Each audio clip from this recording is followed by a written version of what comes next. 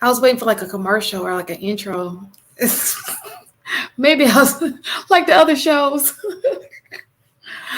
Happy Friday, everyone.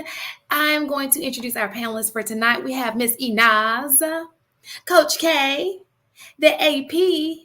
Mikey Mack is down, drop below, but he'll be dropping up in a minute. And Mistaken. My name is Shan Monet, formerly known as Shantae, and this is a Chic critique. Okay, so I have to move myself. I have to be in the middle. You sound better. I do. I actually like myself with a raspy voice. I went back and looked at last week's. I was like, I think I sound better with the voice gone. Oh, I hate my voice. Every time I go back and listen, I'm like, my voice. It was so funny because a person in the comments was like, her voice is so annoying. Listen, I know. I have to listen to it every day.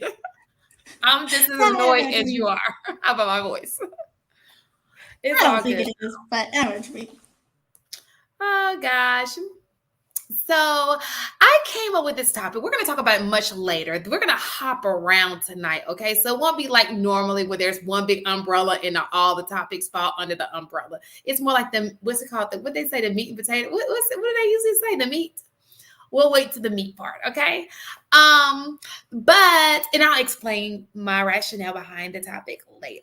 But until then, I do have a clip we're going to go straight into a clip. We are. So I do have a clip that I want everybody to look at, okay? Because that's going to be our first discussion. You guys just tell me what you think. And it's about dating. Would you date a bus driver? You've said that you cannot teach a man or tell a man how to be a man. So I will not ask you to indict men in this question.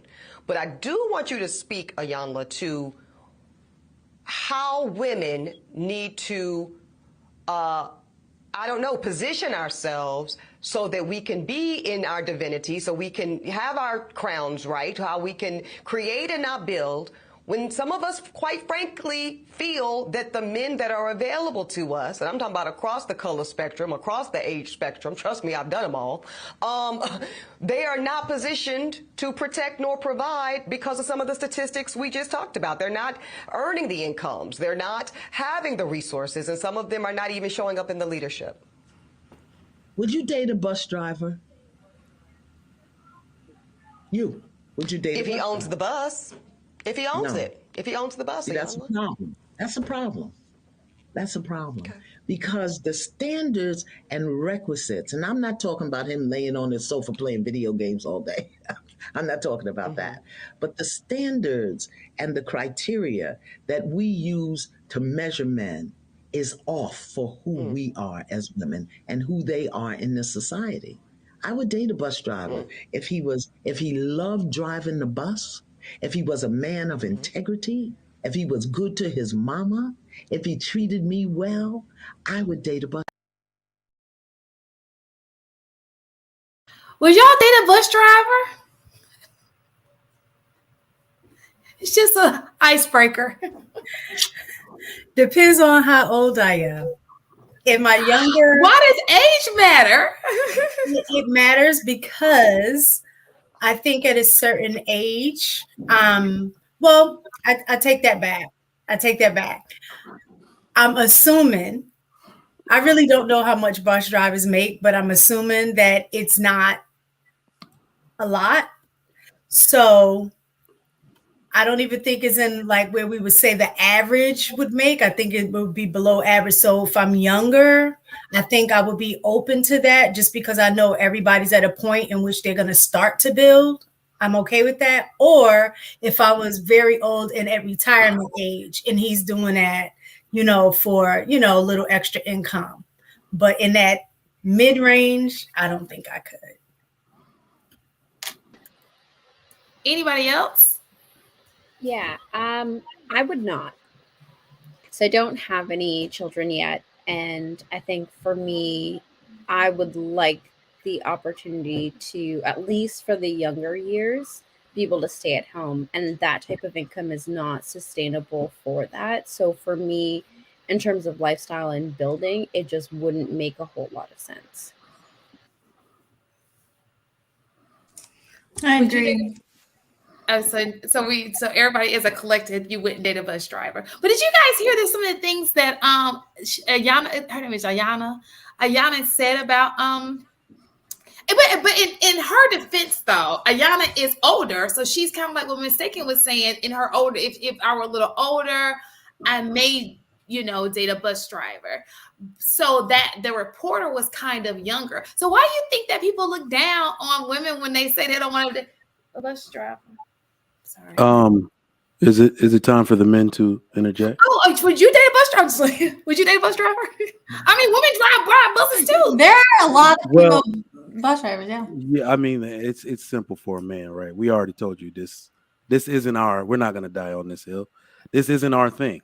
I mean, like literally, once you fall in love with the woman, we don't mean it in the way that we say we don't care what she does or what she brings in. It's like once you're in love with her, it's the last thing that matters, what she does. Just like Ianla said, is this a woman of integrity?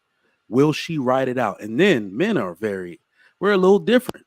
We understand that she's likely not going to be doing this for the entirety of her life.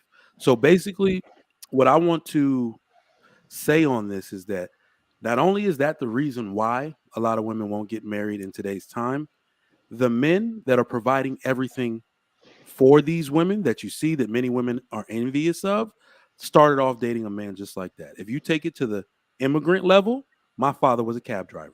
Before that, he was a pizza delivery driver. I ate pizza for 2 years straight.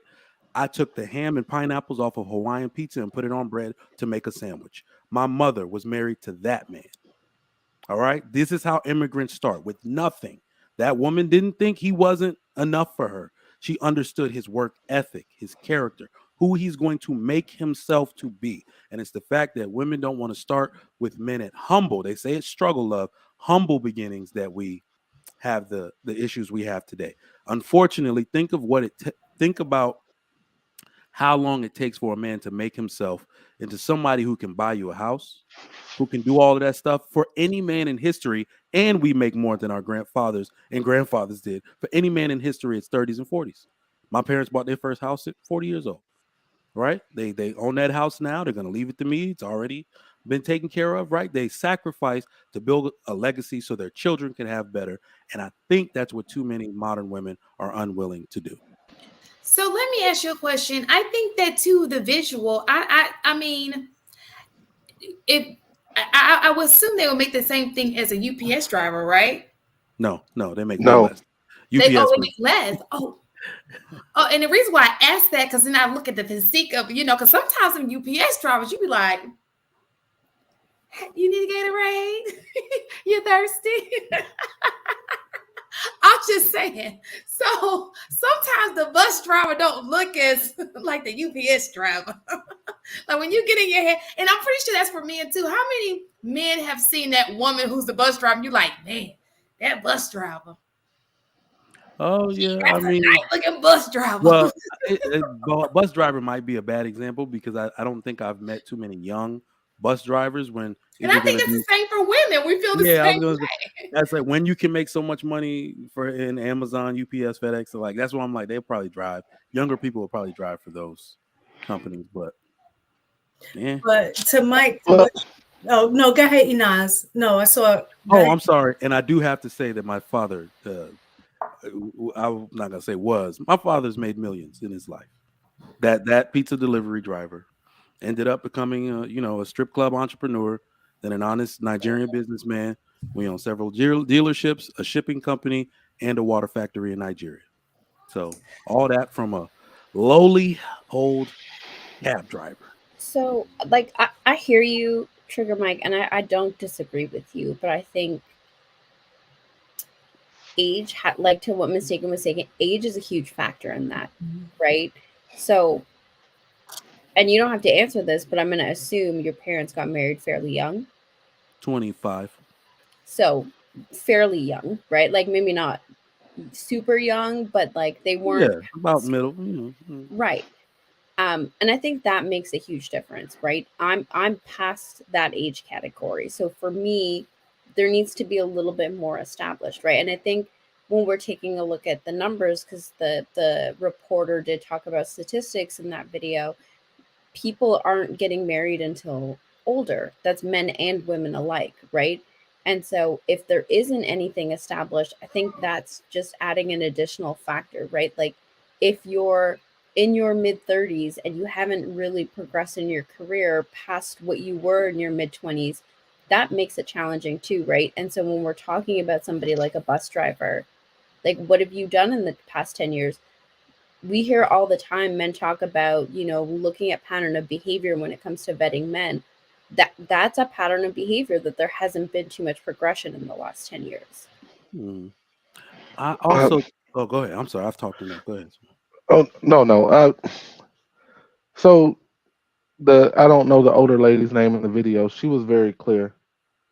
If he's a man of integrity, if he treats you right, if he treats his mama right, he doesn't qualify for you because you make a salary that, like, because of what he makes. That's insane to me, and that's why so many, in my opinion, so many people aren't getting married, because they have these ridiculous standards, and integrity and love and treating you right and being able to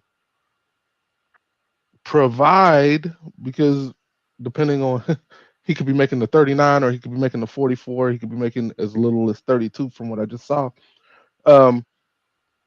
Isn't enough. It just isn't enough. So your lifestyle is what you're saying. He doesn't qualify for me because of my lifestyle, even though he's a good man. So these guys don't have a chance. That's insane to me.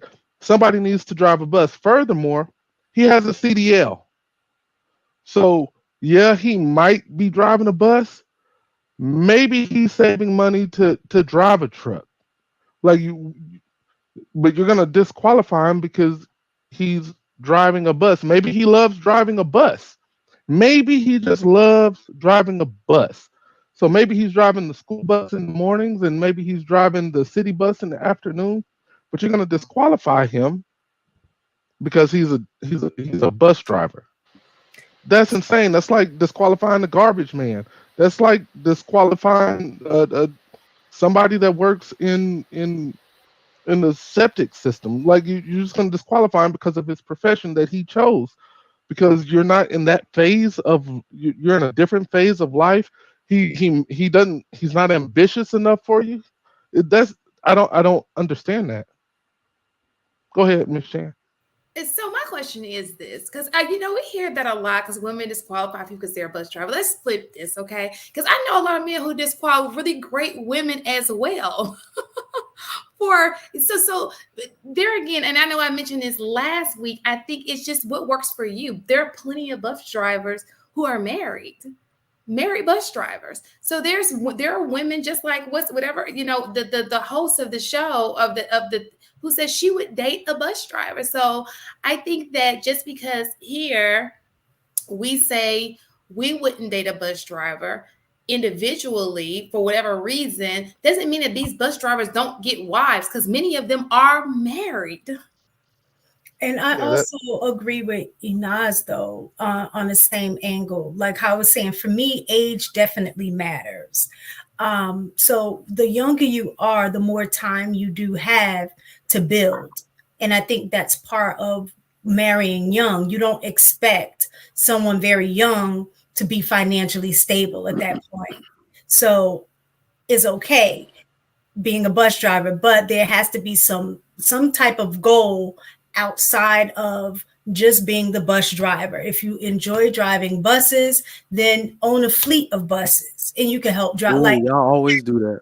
No. What I'm saying is it has to be some level of progression, especially if, like what Inaz was saying, if the plan is that we want to have children, and I want to be able to stay home to take care of the children.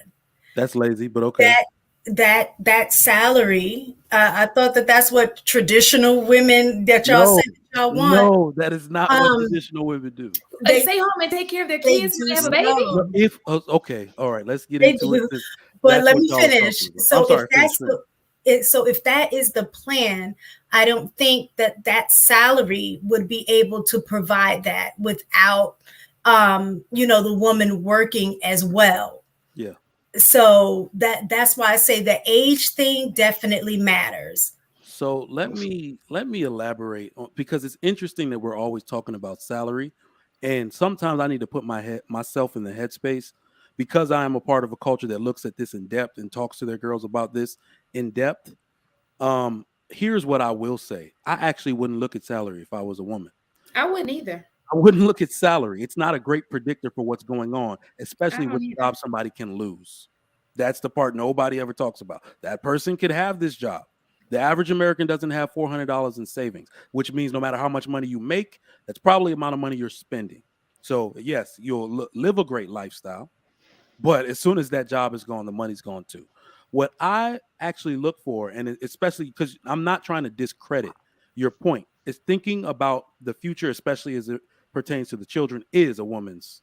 Like I could see how that could consume a large space in your mind.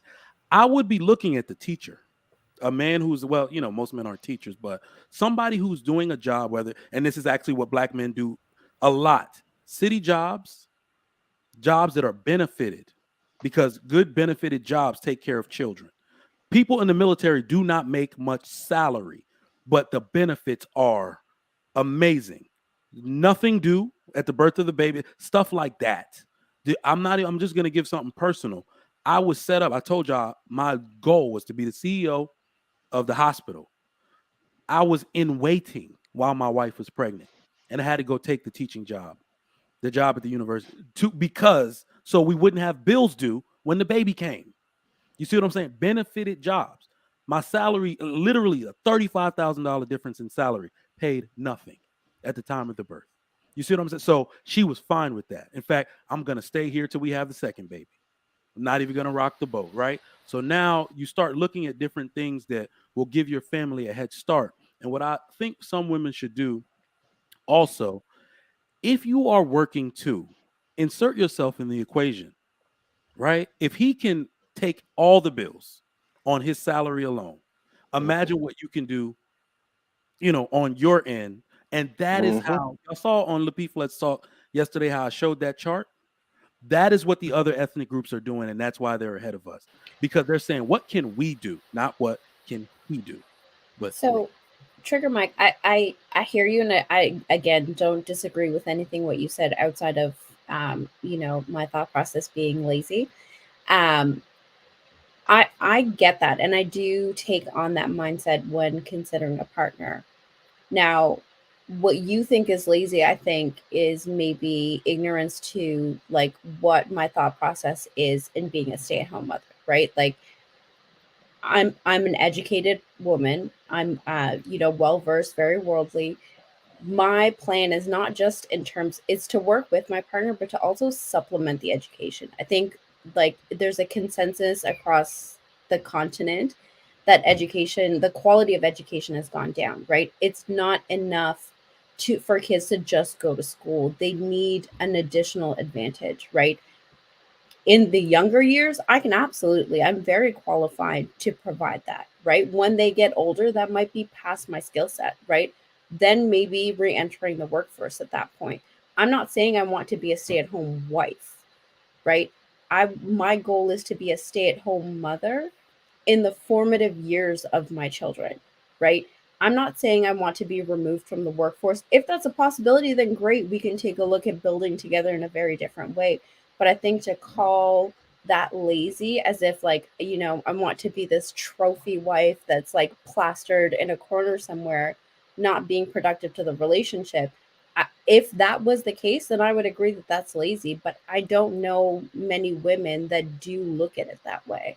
so I will say that's not lazy. My argument, and the reason why I call it lazy, is because that's not the modern American woman does not want to stay home to be a better mom. That is not the argument they're making. They want to be, and this is the term they use, a woman of leisure. They don't talk about the kids at all in reference to staying home. I'm sorry, I didn't want to say, I was about to say the B word. Those women are lazy. So I am 100% in favor. In fact, I think I was writing some monologue for a show today that said exactly what you said. I said, you're a wife first, mother second, then your career third. A woman actually who wants kids has to put in her mind that she will take the back, like scale down as much as she can in those formative years to be there for her children. They need you in those formative years. So all of this career jet setting, I want to go out for this promotion, that has to take a back seat if you are a mom, because that's the only thing most moms say they regret. They don't say they should have worked more or applied for a different job. They wanted to bond more with their kids during those years. So good moms do exactly what you said. Now, when you put it that way, I'm never going to say that's lazy. That's the way it's supposed to go. My advice to women who want to do things like that, again, is to look solely at the jobs that will provide you and afford you that time. That's why I said I would look at career military, because those things basically take care of your housing. They take care of so salary is almost irrelevant. You live on base. Health That type of benefits are that just affords you the ability. There are so many stay-at-home moms in the military, and you go to different places. You can actually focus on the kids' education that way. That's my advice to women. It's like, what do you want to do with your children or for your husband and with your life?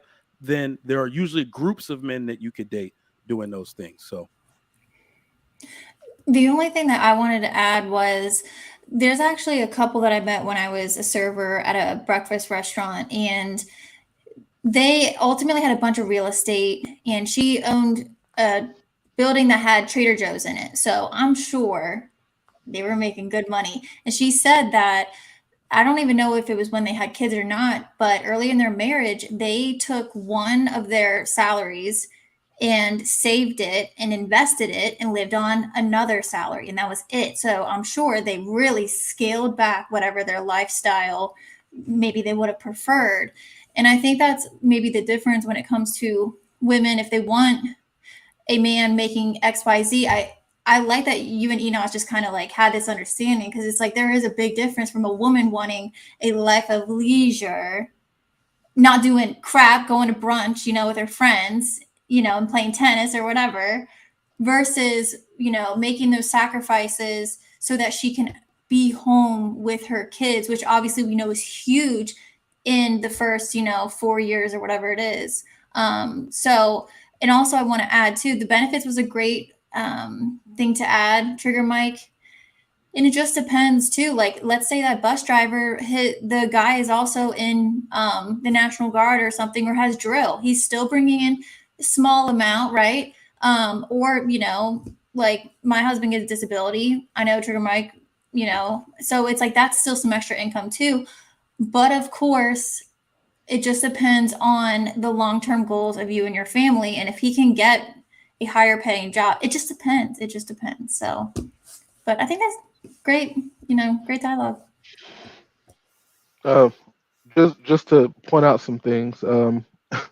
Greyhound bus drivers make over the national average. They average about 57,000 a year. School bus drivers range anywhere from 29,000 to 44,000 a year, with the average base of being 36,000. So it's not like these guys are just flat ass broke working and mopping up in McDonald's or something like that. It just is, for me. It's disheartening when I hear things like this dude doesn't qualify for me because he doesn't have any ambition, and what he loves doesn't matter to me. That's really what I hear when I say, no, I'm not going to date a bus driver. That's insane to me. Yeah, we so, also so got. let me so let me ask you guys a question. So I can feel the same way. Are there professions that women are in besides prostitution that you wouldn't date, or is there a certain type of woman? Because there are a lot of great women who don't have husbands. So what's the issue with great women who men don't marry? Well, I think we don't want to piss women off by telling them. So you got to think about it. Never have you heard me on a platform say all men qualify for marriage. I think we're coming to the realization that that's also true for women. Some women don't qualify for marriage simply because of their mindset. It's not that we're just being polite and saying it. We don't say it often, right? So there are a bunch of women, and the worst part about it, they will lead with their career. This is what I do, and this is what I bring. It's like, whoa, okay, Jesus, you don't get it, right? So it's like that when I was dating, I guess coming across those women, and I was a hound, right? I knew exactly what I was looking for. I had that training my whole life. And so as soon as I turned my sights to that, all of those type of women, yeah, like Isaiah said in the chat, I'm a PhD, turned me off. You sound like a man. Women are the same way they say men cold approach wrong. Women approach wrong too. Women lead into the relationship wrong. There are signals for wife, and the guys will tell you at the bottom when we are excited about a wife prospect, it is like a giddy feet. Like, yo, I met the one. You see what I'm saying? It's all the things, nothing having to do with her job, everything having to do with wife characteristics. She's kind, she's soft, gentle, super elegant, feminine. I want to show her off to the family. I want to show her off to the boys. We might not even know what she does fully. All I know is she works at the school. I don't know if she's the principal or the receptionist. That's all I know. But I love everything else about her. But see, Mike, that's totally different in terms of you being a man and what you need and look for in a wife versus what a woman would need and look for in a husband. Is not to say that what she's looking for isn't necessary in terms of choosing a husband. Having a job that is going to pay decent. And I'm not saying he has to be a billionaire. I'm not saying that. But that is like a woman needs to consider those things, his ability to provide. Like you said, good character, all of those things do matter. But to say for a woman to just be like, you shouldn't even look at salary. You just need to look at the man. And that's, as a woman, you cannot not consider that as part of the package when you are choosing. Again, I'm not saying he has to be a millionaire, but you do have to look at his ability for provision, financial provision. And I agree with you. Like if he goes to the military, to me, that compensates for not necessarily having a whole bunch of money, because you still have those things that you'll get in the military, like great college, for your kids, just various things, the ability for you to be able to stay home. So it's compensated. So you can still live the lifestyle that you're intending, if it is to stay home with the kids in their formative years or what have you. So I do think that is something that as a woman, you do have to consider. As a man, you don't. So mistaken, I think where I do agree with Trigger Mike on that point is that financial literacy, money habits, and other opportunities to provide through benefits, I think are equally as important, if not more important than the income. Because if you're a 6-figure earner and you're still spending more than you earn, it doesn't matter, right? I agree.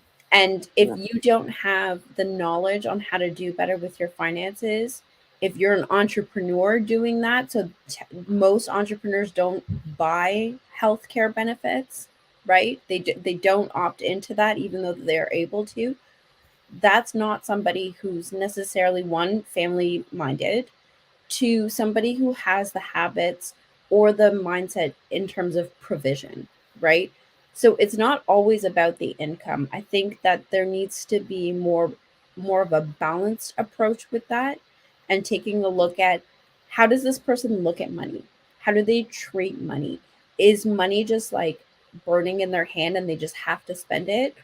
Or are they super frugal where they're going to be cheap with you and just hoarding money and doing nothing with it? Or are they somebody who has a balanced approach with it, right? Are you investing in case of a rainy day? Do you also have a savings account? Should the worst happen and you do lose your job or your business goes under, what's the game plan, right? I think it's more so a mindset about money, whereas too many people are focused on the dollar sign. I think that's what Trigger Mike is getting. At least that's the way I look at it, but Trigger Mike can let me know. Yeah, and I didn't mean to say said the bus driver. So that's I didn't mean to say salary. I don't look at salary. Yeah. What I meant to say was salary. The weird part about it, it's one of the worst predictors. You see what I'm saying? Because nobody really knows how much it costs to employ you. Nobody knows how much the benefits are that the people are getting. I have taken a job simply because the benefits were awesome. I paid zero for healthcare versus paying $300 a month, things like that, right? So that's what I mean is just saying that what track is this person on, especially if they have a Well, to city me, job. that Yeah. goes into provision as well. That's what I'm saying is ability to provide. Yeah, So you have I stuff said that. I don't disagree with that. Mhm. So really what I'm saying too, because if we're going to talk about that, and we got to get Marcus in here, we ain't know old boy was gonna show up. Look, he just popped in like, here I am. He don't talk to us no more, but we ain't saying nothing about it. The one thing that a lot of women are actually gonna figure out, this is the black man's thing. Black men, it's where I'm from in Virginia, black men make up the bulk of shipbuilding jobs, military support jobs. Airport, the airport would not work without black people. Y'all know that. That's a fact. The airport would not run without black people. So you can find men in all of these high benefited jobs with a promotion track attached to it. It's just not prestigious, because maybe the discussion we should be having is, what job would y'all accept? Because black men do all of these jobs. So I'll leave that to you. I have a question for the ladies though. Do you think that it's because we associate, it's not necessarily a job, it's just what we associate the job with? Maybe so maybe if he has this job, we know he's competent, like, or he's intelligent, or the qualities that go along with certain jobs, not necessarily the job, but just, and the reason why I say this, because I got this from Jordan Peterson. He said, sometimes it's not the fancy car, it's what the fancy car represents. Maybe, okay, he can afford this. That means that he can afford this. And it's not necessarily that you like the car, it's the fact that he can get the car. You understand? So I was trying to find the clip, but he was saying how sometimes it's just like, for example, you may not want him to be educated, but you do want to know that he can complete something. So do you think that's what it is with some women? No, I think it's about social standing. I can go to my girlfriends and say he's a doctor and everybody's going to ooh and ah. But if I go to my girlfriends and say he's a plumber, they're going to look at me and be like, oh, okay. You know what I mean? It's not the same prestige that comes behind it socially. And I think a lot of women choose to corner themselves that way to still strive for somebody that has social status in their position versus somebody who's a good man who still has a great income, similar to a doctor, right? Because plumbers are not making chump change. But it's the social standing that comes behind it that women are more dazzled towards, as opposed to being able to hold their own ground and say, no, he does great. He still provides, he still shows up, he still runs his own company, or he's making great money. Like that backbone for women to really stand behind what a man does, if it's not considered socially glorified, I think women have lost that backbone towards that. Well, I know mistaken is not a social. So I would like to hear what her I was stand gonna on that. say. She does not care about no social status. So go ahead. I think for me, it's the put together part. So I don't care, like, if my husband was a bus driver or if he was a plumber. Like I'm down for like dating a blue collar worker or anything like that. For me, it's more of the put together. Do I feel comfortable bringing you around any groups of people that I am? So it's like, if we are, not saying I'm just be rolling around a hood, but if we're in a hood, that I feel comfortable because I know you know how to handle yourself in that arena. But then if I had a company business meeting or party or something like that, that I can bring you in that arena and you can hold your own. So for me, it's about more so the intellect, being able to be, put together and then adapt to any situation that you're in. So for me, that is more on my speed in terms of what I look for than more so the social prestige. I just want to say something real quick before Marcus jumps in here. Ladies, be smart. You're not marrying a bus driver. You're marrying a CDL. He's working, if he's a school bus driver, he's working 6 months out of the year. And for the school, he's probably driving some type of mail truck throughout the time he's not working for the school, just know he's likely doing okay. You're not marrying a bus driver. You're marrying the guy with the CDL. He's gonna have a job. But if he's only driving the bus, like even that's what I was saying in terms of getting to aspiring to do more. If you are the school bus driver and you have a CDL and the only thing that you're doing is driving a school bus, it is not a whole lot of money because you're only working a certain amount of hours a day. And then, like you said, during the summer, they may be off unless there's summer school and there's transportation being provided. So if you're not putting that CDL to use outside of just that small period of time, then to me No, he's only driving the bus so that he can be around his wife and his family. Remember what the lady in the video said. You met a guy with integrity, a good man, and he just happens to be driving the bus. If those two things are true, he's not just driving a bus because that man understands that he has a family to take care of.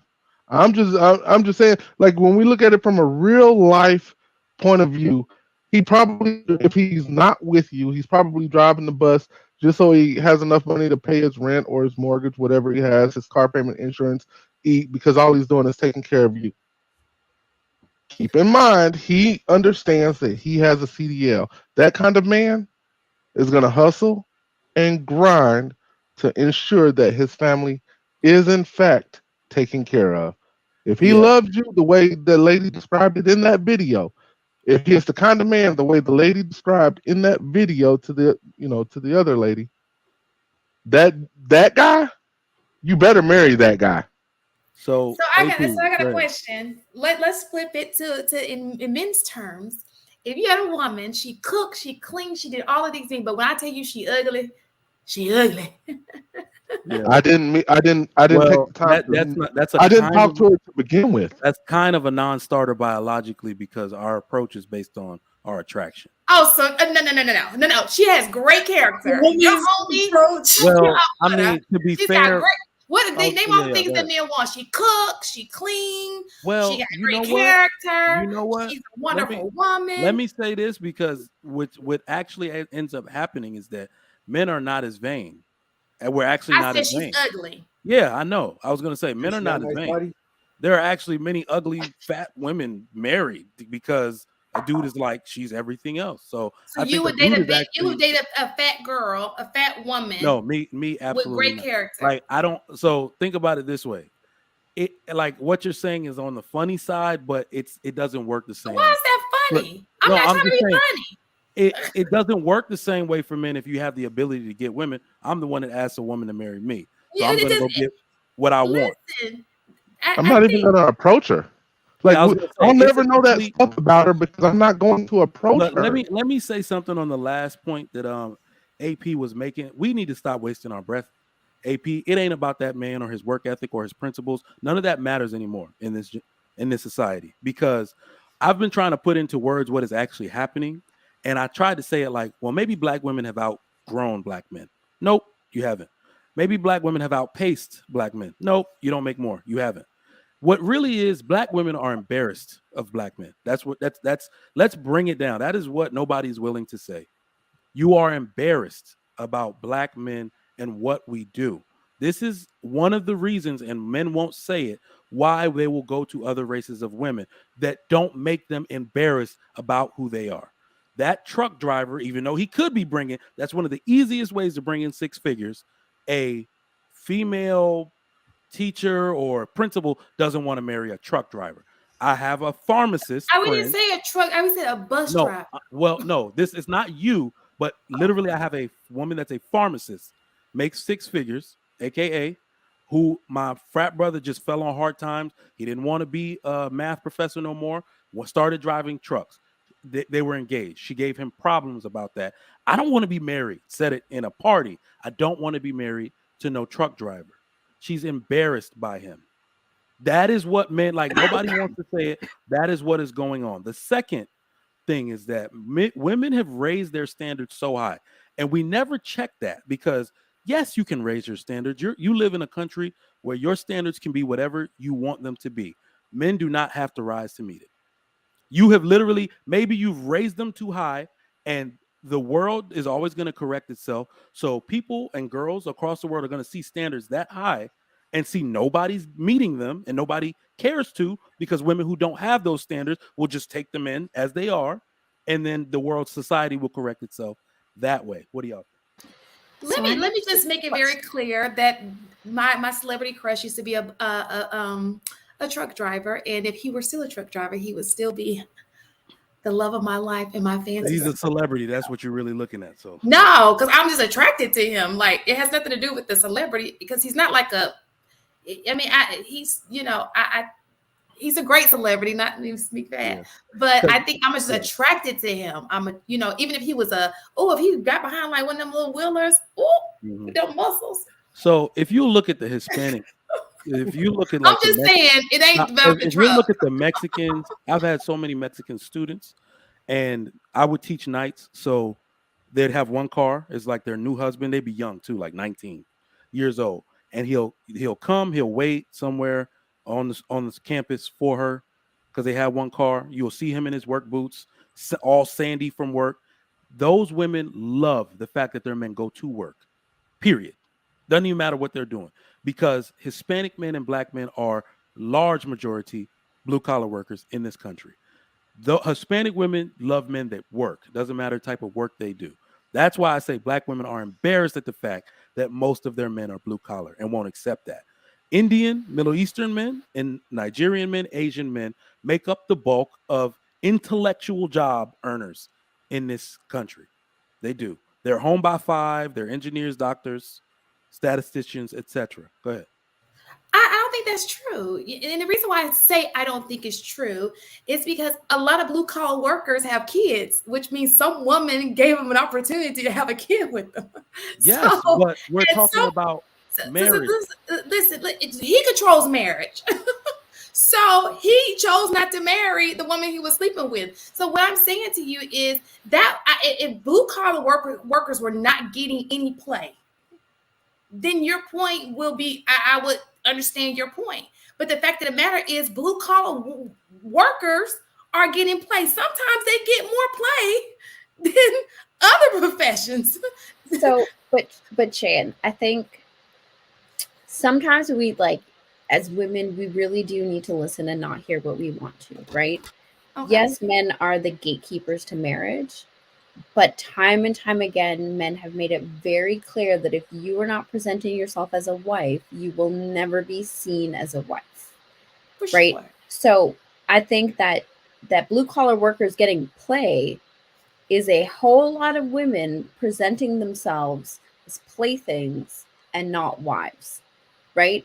And I think that's where the distinction needs to be made, because I don't know too many men that are established that would come across a woman that they would love to marry, that they wouldn't, right? Whether she would take them or not, I think is a little bit different.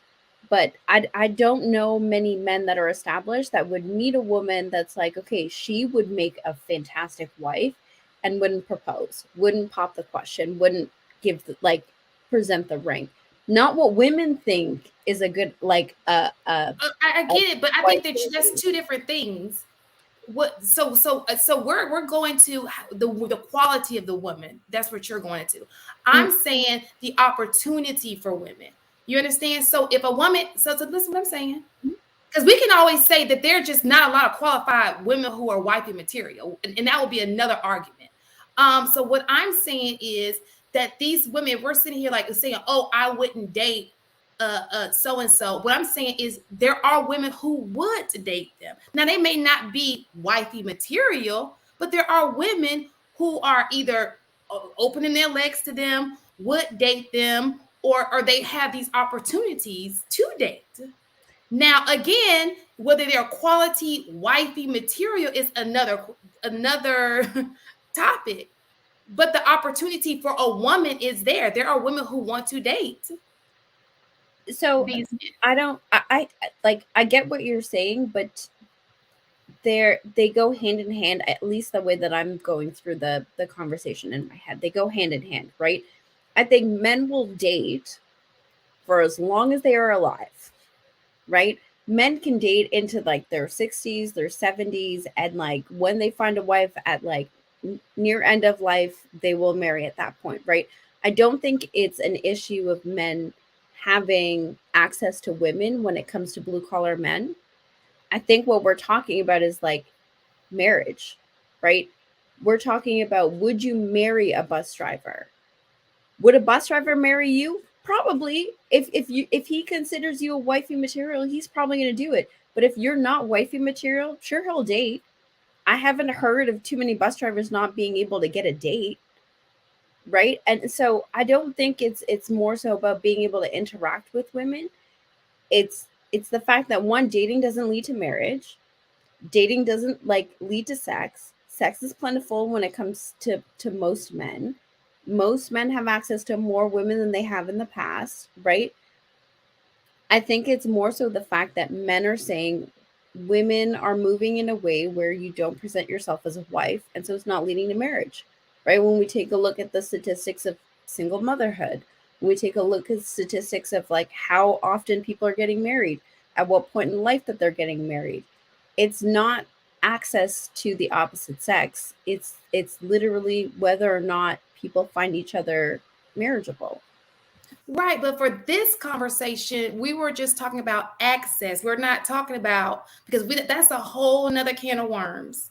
We're talking about women who are making themselves available, saying, I want to be with this guy. Because I would assume if you have sex with them, I would hope that means that you like them in some type of way. So these men have access to women. There are men who literally don't have access to women. You know, so what I'm saying to you is, it's not like these men don't, blue collar workers don't have access to women. Matter of fact, every plumber, all of my handymen, they're all married. Every single one of them. So that's a myth, like that all these women, all they want is this type of man. That's not true, because blue collar workers get married every freaking day. They do. No matter what the internet says, no matter what, when you walk outside, blue collar workers are getting married. They are in relationships. So I think every type of person is married, but then you have to look at the numbers that 26% of black women are married. So men That's of not every true. type are married. 26% of black women aren't. Where did you get that from? Wait, what percentage of black women are married? What I'm saying is that there is an overinflated pool of women in really between black and white women now that are available. 50% of all women in the United States are going to be single. So what women will say is, oh, there's not enough. You know, if you ask women why, they'll give you all the excuses as to why men. The short or clip that you play was a lady basically saying men aren't up to snuff for our standards. So what we're saying is that when you ask majority of the women what your standards are, they'll basically boil it down to saying they are embarrassed that their group of men aren't all white collar, high earner or high earning potential men. I think that's who you ask. I think that now it's the just overwhelming some majority. women. There are literally some women who like blue collar workers. There are literally some women, just like we were just talking about mistaken. She doesn't care about a blue collar. It just depends on the woman. That particular woman, bougie, she just like Ayana said, she didn't mind a blue collar worker. You're gonna always have one person who's gonna want side on one side and one who's gonna side on the other side. It just so happens that the internet is full of people who talk about white collar, but let's just be honest, that's not true. Some people like blue collar workers. Some people just don't care. They just want a man. And I also they think like. you got to look at too the I don't know what the correct word is, but like, you know, the tax bracket or the level, like you typically date what you have access to or should. So I wouldn't assume.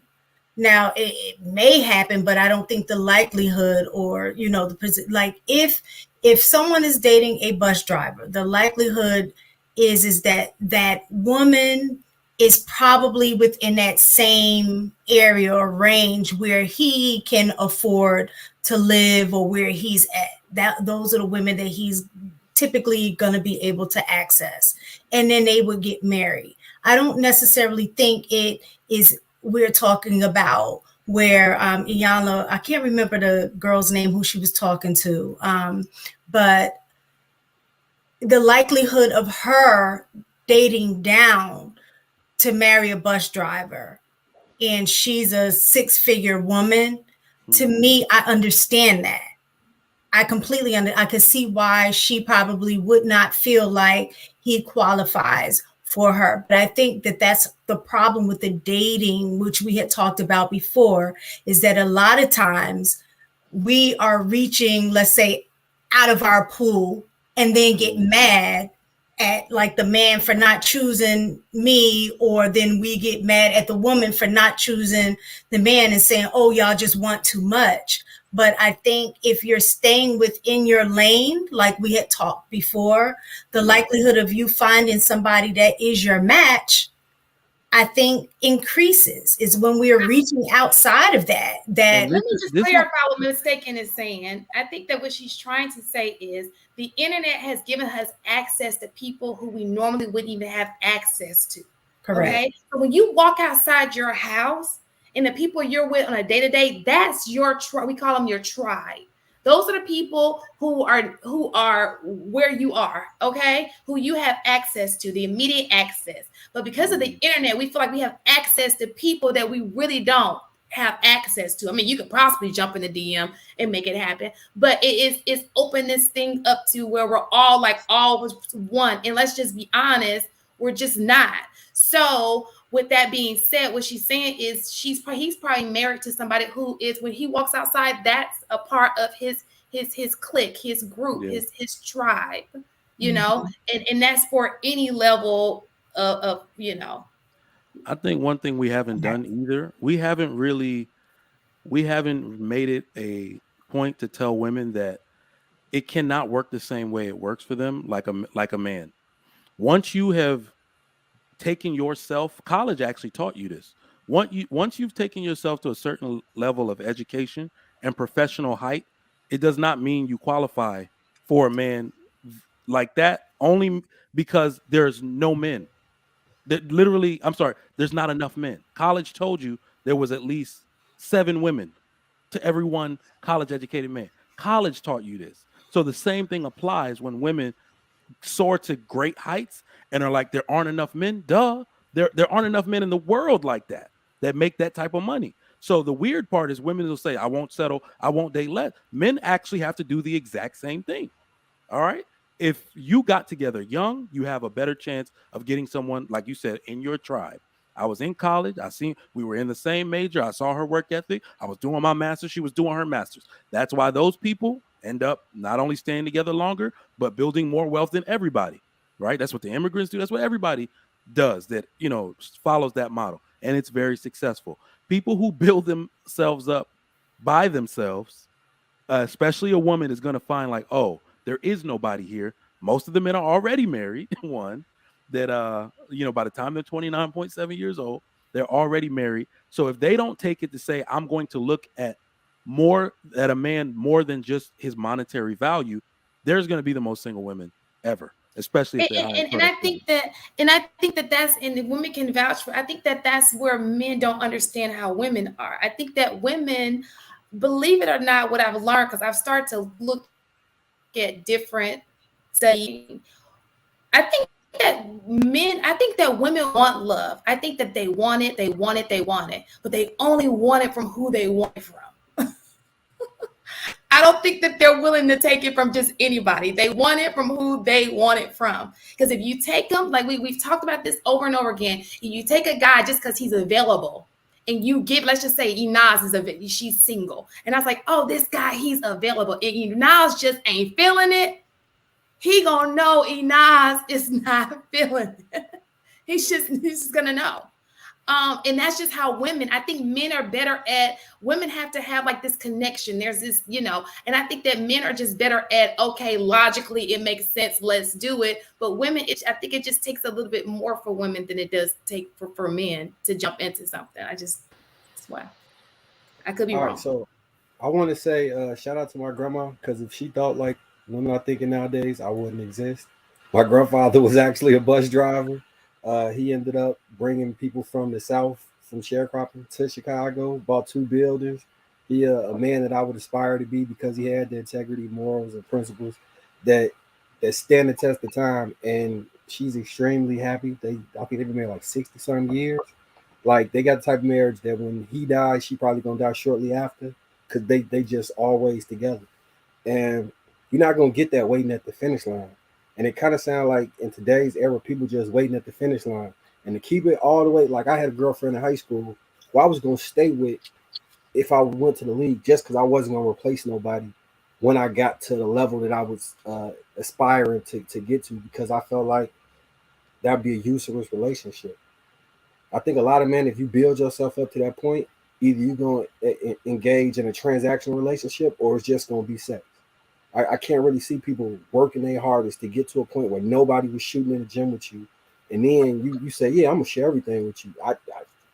To me, that's not a wise choice. I agree. would try and get with somebody while I'm building. And if you can't find nobody while they building, then shit, you're going to have to make a lot of concessions. But would that not agree with having like minds? Like, for example, that's the connection. I think that's what women want, that connection. Because when a woman feels a connection with you, she's gonna want you, whatever your vision, she's gonna do whatever it takes to get you. If you got a vision or if it's something that you want, a woman will go to bats because she has a connection with you. She's invested, her heart, her soul is invested in you. That's why they be chicks going crazy over dudes, because there's something. And I've seen what end up with her. What you gonna bring? What kind of connection are you alluding to? Because no, a connection, like it's just that goes back to what Marcus was just saying about how they have a bond. Like if something, let's just say if one dies, the other one dies immediately afterwards. I think we might have missed the point here. The bond is formed in the relationship, not because of what the person did, not looking at it's the character. The bond was formed in the relationship. We have a lack of functional relationships. It's not even a bond like initially. For sure. Like it's like, a man of good character, he's going to take care of his kids, he's going to work, take care of his household. If we fall on hard times, he's going to figure it out. I looked at his family, that's the way all of them are. That is how that bond is formed over time. That's my only argument. And then you gotta think that when you say you the 1 out of 100 men and it's 100 women, that man, unless he has some type of self-discipline that's preventing him, maybe he got a sexual problem that's stopping him, he probably gonna hit 99 of them girls and only gonna choose one. So they just add another body and ruin those ladies, you know what I'm saying, prospects for the next man, because you adding more bodies on yourself, because some men in this space especially care about that, I don't know. I think it's a fool's errand, honestly. I think it's a fool's errand to just want the top 1%, top 5%, top 10%. Statistically, it's never gonna make sense. But do people really want the top 1%? I mean, that sounds like so. They don't realize that when they're asking for 6 figures, that is the 1%. Yeah, it's not 1%, but yeah, it's you think that most women are going like, "Oh, he don't make 6 figures. I ain't gonna date him." Yes. I'm looking up. It's too many people who are not 6 figures who are married. Right. That's what I was going to say. I don't think most women, I think, is what is being portrayed in social media. So that minority become the representative for most women. But statistically, looking at marriage statistics, most people who are not married are not in that top 1% or top 10%. Well, so I bet you they got them young. What's going on is that you're right, but those are the people that get married at the average marrying age, because they're doing everything together because of the age gap they have, 2 to 3 years. So they're not even going to be looking at money necessarily. I heard nobody even talks about salary. Really? No, that's not true either, Mike, because the stats show that married couples are getting married in later ages. I think that's 2 years ago. But the issue is also there's the largest amount of single people ever in those same age groups.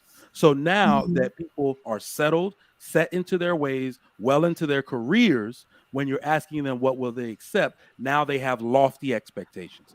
So go ahead. And then that's so interesting to me because people are single, but they're in relationships that are just not leading to marriage. People are not just out here not talking to people. So They're just not. what I would say, the reason why I brought it to age is because you're right. Y'all are right. I think, and we're all circling around the same thing. It's not just social media. These women are older. And the one thing we say about older women is that they're extremely combative, non-submissive, and all of this. And what they're saying is, or what I'm saying is that I don't think they give a level of act right to a man unless he has certain things to make him want to choose her to be a wife. So that's why we may be seeing a lack of marriage in that sense. Yes, they are in relationships. Yes, they are dating men of average salary, but men are coming out saying this woman not acting like, what is going on? She's talking to me crazy simply because he does not make what she wants him to make. Marcus, I want to acknowledge your bar, bro. Oh, something wrong with your audio. Your sound is off, Oh, AP. better? Better, yeah. Yeah. My bad. Marcus, I want to acknowledge your bar, sir. Y'all are waiting at the finish line. Why are you women waiting at the finish line? Who's waiting? When Not y'all when specifically in the culture now. I think most just the women. culture in general are This the new women culture. the women are wait, like the whole conversation's about women waiting at the finish line. That's I not know true. one out of 6 women just now with this panel and the 2 women that of the video we saw, 1 out of 6 said she would marry a bus driver. That's not waiting at the finish line because look, this is What do you wait like? No, that's no, sir. That is when you are your age. I think everybody on this panel has probably dated somebody that they helped get to. And even if you found somebody who is with you, for example, the person I date, he's not exactly where he wants to be. So I'm gonna help him get to where he wants to be. So waiting at the finish line, I was like, oh, he's banging. Listen, nobody's here dating billionaires, millionaires, people who just got it like that. You know, I mean, unless you are. So wherever you are, even if you're 40 years old, you're still not where you want. You know, you probably got a higher dream, and your job is to make sure he gets there. If that's his vision. Your job is like, hey, I'm pushing you. I don't know many Black women, especially who don't push their men. I just don't know them. Most Black women have helped Black men get to a certain point in their life. You might be like my wife, Shan. You might be living under a rock. Literally, there are whole panels dedicated to I ain't pushing, I ain't helping no man. He should be built when I get there. Literally, that's what the women are saying. That's not real life. Building no man up. I don't think that's real life. Like, come on. So I think there's both realities exist, right? And Coach K, I see you getting in, so I'm gonna tag you in right after. But I want to say you're good. There are so many women of the older generation who have helped a man build, who have refused to grow with that man and stay stagnant. And then that man decided, I'm going to move on to somebody else. That what's taught to way too many younger women is that don't help a man build because he's going to leave you. Leaving out the part that she did not grow with that man. She did not develop with that man. She continued to stay exactly the same person that she was as she helped him build and grow. And now there's this huge division between the two of them. And he's decided to pair with somebody who has that growth mindset, right? So I think if we're going to have this conversation, I think we need to acknowledge that both realities exist, that there are women who are willing to help a man build as long as there is tangible results, that he's past the starting line and not necessarily at the finish line. And then there are also women that have been taught by older women that if you do that, you're setting yourself up for failure because it's not going to be a lifelong relationship. And the women who teaching them that, they probably single as hell. Because the women with husbands and great grandkids and all that stuff, they go with their men. Well, what generation do you think that started? Well, if you had to give a pinpoint, what generation would you say that have started at? Because I know my parents would have never spoke like that, so to speak. And like looking at my aunts or women of my parents' generation. And I know the women that I've been around and that are in my age group, I haven't heard that from that group of women or generation of women. And I know mine is a small group when you're comparing to the larger group. So I'm trying to figure out at what point will you say that shift came of saying, don't try to help build a man because he'll leave you. Like now because they were saying the it's in same middle generation school. of women who y'all claim had My babies middle by school Pookies and Ray girlfriend, Rays. my middle school girlfriend said those exact words when I said, damn, was it middle school? I made a joke about the Christmas money she had gotten. And you know how everybody flashing their new gear when you go back to school. I said, you're going to buy me some Air Max 95s. Why? So you can walk out of my life with them? I was like, what? That had to be middle now, school. I did hear that as an old wives' tale. Never did somebody say That never was buy women's shoes or never buy 97. It was like Air Max very 97. superstitious. I was in middle school. Yep, Air Max 97. You know, That's hilarious.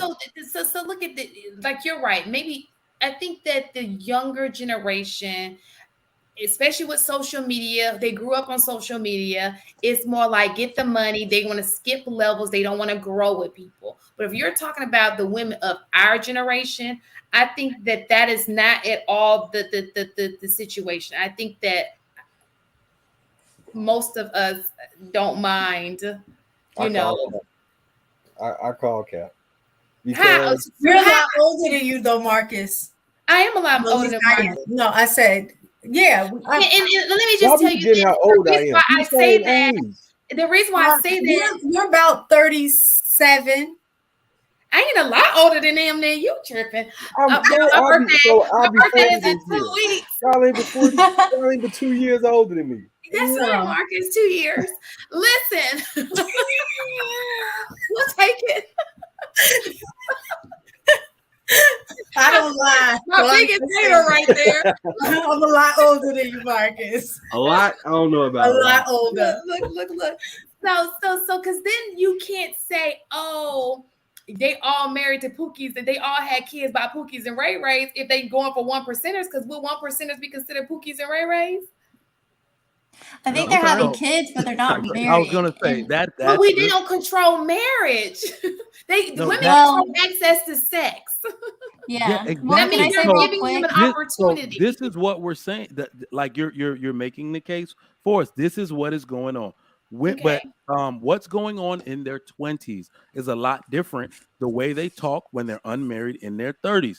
All the women on whatever panel I was on about a month ago, they were saying the type of man that they wanted, white collar, educated, blah blah blah, and they saw me rolling my eyes, and I said, "Yeah, this is the man you want." But if I asked all y'all baby daddies to come outside, this ninja is none of that.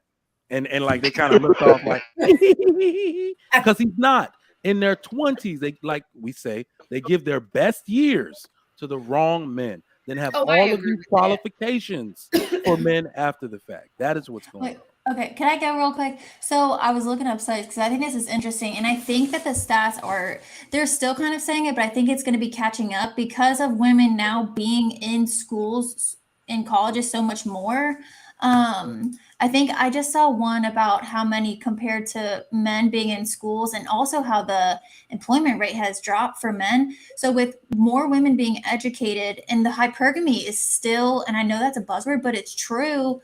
Especially if they're getting more educated, most of the time, I think this is going to catch up. But it used to be get a degree, get a job. But again, I think it's going to catch up eventually. Well, probably now already. But with women's natural inclination to be hypergamous, but they're in the workforce just as much and making good money. I don't think the men or at least the amount of men for each woman who is making a good amount of money, they just are not going to be there in terms of the income. There was another study that I just found about like women on dating apps or whatever, but they're basically saying the trends over the years, even though they're acquiring more, educational achievement, they still want to marry up. So I think that could be the issue. I think there's all I can do is I'll send it to you. I understand the hypergamy, and for a second I bought into it a little bit, and I get it. But I'm really okay with a guy who brings in the same as me, maybe a little under, but like he don't have to make a lot more than me. Like I just want a equal playing Now, I think field. most let me people make Ah, how much do you let me make make though? a statement. Let me make a statement Because to that. not Again, like personally, I wouldn't look at just salary solely, because the weird part is that this happened a lot of times in my family, and people again don't understand what you're trading. And I'm trying to put myself in the headspace of a woman, because I look at You I can't. exercise a great no, I exercise a great amount of foresight. And what I'm saying is I'm taking what you're saying, but I'm still looking at it a little bit differently, because I'm looking at what am I trading for this relationship. I am trading my service and the fact that I make more money and I work and I birth the kids and I do all of that for, I'm trading it to be taken care of for the large amount for the latter part of my life. A woman, no matter what she makes, and you look it up, may likely never out earn her man throughout the entirety of your relationship. So no matter how much more you make than him, if you are equally yoked to him spiritually, he has the same amount of work ethic. He goes to work every day, whether he's a plumber, an electrician, especially those people with scalable jobs. Are when AI hits, they're going to be the only ones working. Let's just be real. They're going to I be the think only that ones with jobs. So it's like you're trading the fact that you make more now, but he is equally yoked to you in all those other ways. By the time you scale it down, usually when your kids are out of the house, he's still in the workforce and in his financial peak. Now you get to benefit from all the fruits of his labor. That's what I would say to myself if I was a woman. I think that what I think he Nas hit it on the nail, whatever you want to, whatever that saying is earlier. I think that it has a lot to do with the bragging rights, the status, Yeah, I the agree. prestige, you know, of it all. I don't think it has anything to do with salary, because we know that there are some jobs that, you know, it could be straight out of high school and he can make lots of money. We know of those people, but I do believe that that does come along with, you know, just like the bragging rights women do, like, you know, some women, not all of them. So I did want to jump in and say this because Trigger Mike, I think that quick back and forth between you and Shan about you can't possibly think like a woman. I also want to add for the women who grew up with fathers, they too have contributed, myself included, they too have contributed to this whole picking somebody of status, picking somebody of income, picking somebody who um, may not necessarily like look at foresight with like scalability, but more so, are you able to, from a starting point, provide something similar to what I can for my daughter, right? Mhm. I think that men and women have equally contributed to this problem that has had women so focused on the outcome and not the process that women are solely choosing or attempting to choose partners based on the outcome and not the process, right? Because I agree with you. Shan made the comment earlier about like blue collar workers. I love my blue collar workers. I think they are absolutely fantastic. I think to your reference of AI, most white collar workers will likely be phased out because of AI. Um, but like I think this isn't a gender thing in the sense of what has caused the problem. I think it's a gender thing in terms of like women being disconnected of the work they're willing to put in to get to the end point. But I think men have contributed to that just as equally as women have. Yeah, and I stand by everything I said. I will not tell my daughter. Well, but then it's different. If I'm mapping it out and I'm telling this to you, it's gonna look a lot different. Because my wife just sent me something about a woman who said she would not contribute to a woman that would not contribute to buying a house simply because she wanted to say my husband bought me a house. That is the stupidest shit I had ever seen in my life. And just on a personal note, okay, on a personal note, I was saving to get our house. My wife's great aunt, someone died. I never made mention of it. And as a gift, she said, "Look at how much lower our mortgage will be if I take this and we put it on the house." Like women can contribute in droves. Like that's what I'm saying, to say whatever you're making now, What I will say is that you should not marry a man that cannot sustain, right? You know how much your monthly bills are per month. Like I would have such a strategic mindset to say, if we get this house that we can manage, we can put 2 or 3 kids in it, 4 if they share bedrooms. You see what I'm saying? He makes enough to pay all the bills. I can save my salary. If we do that for 5 years, we'll have like 200,000. Like that's how that I think people should be thinking. But they just want the perfect setup from jump before But they Mike, start. what you were saying about your daughter, you said that you would hook her up with a bus driver or no? With a bus driver? Yes. The little cute one that jumps in your lap, you're gonna let her date a bus driver when she gets older? Yes. He's lying. He's lying. Mike, I called Cap. What a cows. Yes. There's a difference, though. There's a difference because I'd argue that bus driver is likely going to be under Mike's You see what umbrella I'm saying? a little bit also. Yeah. So it's not going to be, hey, he's just a bus driver. Hey, Mr. Bus Driver, you know what? I know you got your CDL. I know you got. No. I'm saying it's So different. hang on. So wait. It's So Mike, so AP and Marcus, y'all got daughters too. Are y'all letting your daughters marry bus drivers? Not date, but marry. No, because this is what I don't want to do. If he turned out to be like my grandfather, I wouldn't have no problem with it. I actually be extremely happy. I do not want to disparage bus drivers. I don't either. Because that's why I don't even feel comfortable answering that question. My daughter is going to come from an affluent family. It's actually imperative that she marries into an affluent family for money management reasons. I have the ability to make sure that happens in perfect succession. That is how my culture gets down. So what I am really saying is that women don't have the luxury of looking at it the same way. If we're being honest. Well, no, this is what I'm saying. Women are out here choosing for themselves. Therefore, everybody's single. I have the ability to make sure that don't happen to my daughter, but that's cultural. Women now don't have the luxury of doing what y'all just asked, saying, well, you're going to let your daughter marry the bus driver. Well, they do have the luxury. Being single is an option. If they don't want a bus driver in their mind, they know they're going to be single. So they're choosing. Listen, what I'm saying. What I'm saying to you is, you choosing not to lower your standard is you saying that my option is I know for the rest of my life I may be single. Singlehood is an option. And this is actually my ultimate point. Why is it not an option? People choose it all the time. Look, if my daughter lives her life as a single woman, hopefully she would have listened, and so she wouldn't have no kids. That would be the end of however many generations of people it took for us to get here. Plus, the most fulfilling things in life. I don't know if it was a while ago. They had a study that was like the difference between 75 and 130K.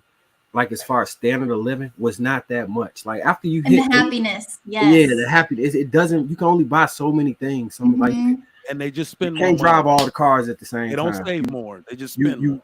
You got closets full of stuff that you don't never get to wear. You just buying stuff and putting it in the shelf. Shoes everywhere, and you can't do nothing with them because you don't go no place. Like, but let me add life is not this extra 20, 30, 40, $50,000 a year. I don't know. But let me add it's one of the things to you just gotta live to learn, I guess. I'm gonna let Inaz go, but I want to add something else to that though. But go ahead. Yeah, no, I'm saying it's just one of the things you gotta live to learn because when my kids came around, that reformatted how I thought about life in general, and it wasn't just about me no more, and it became a more fulfilling experience. It became harder but more fulfilling, and I wouldn't wish my child to go through her life without experiencing that type of love and joy. And that type of completeness, and to just be single because she couldn't find somebody to make a 150 or 200K, I'd be like, you the dumbest little kid I've seen in a while because I would not advise you to do that. That's not what I would advise.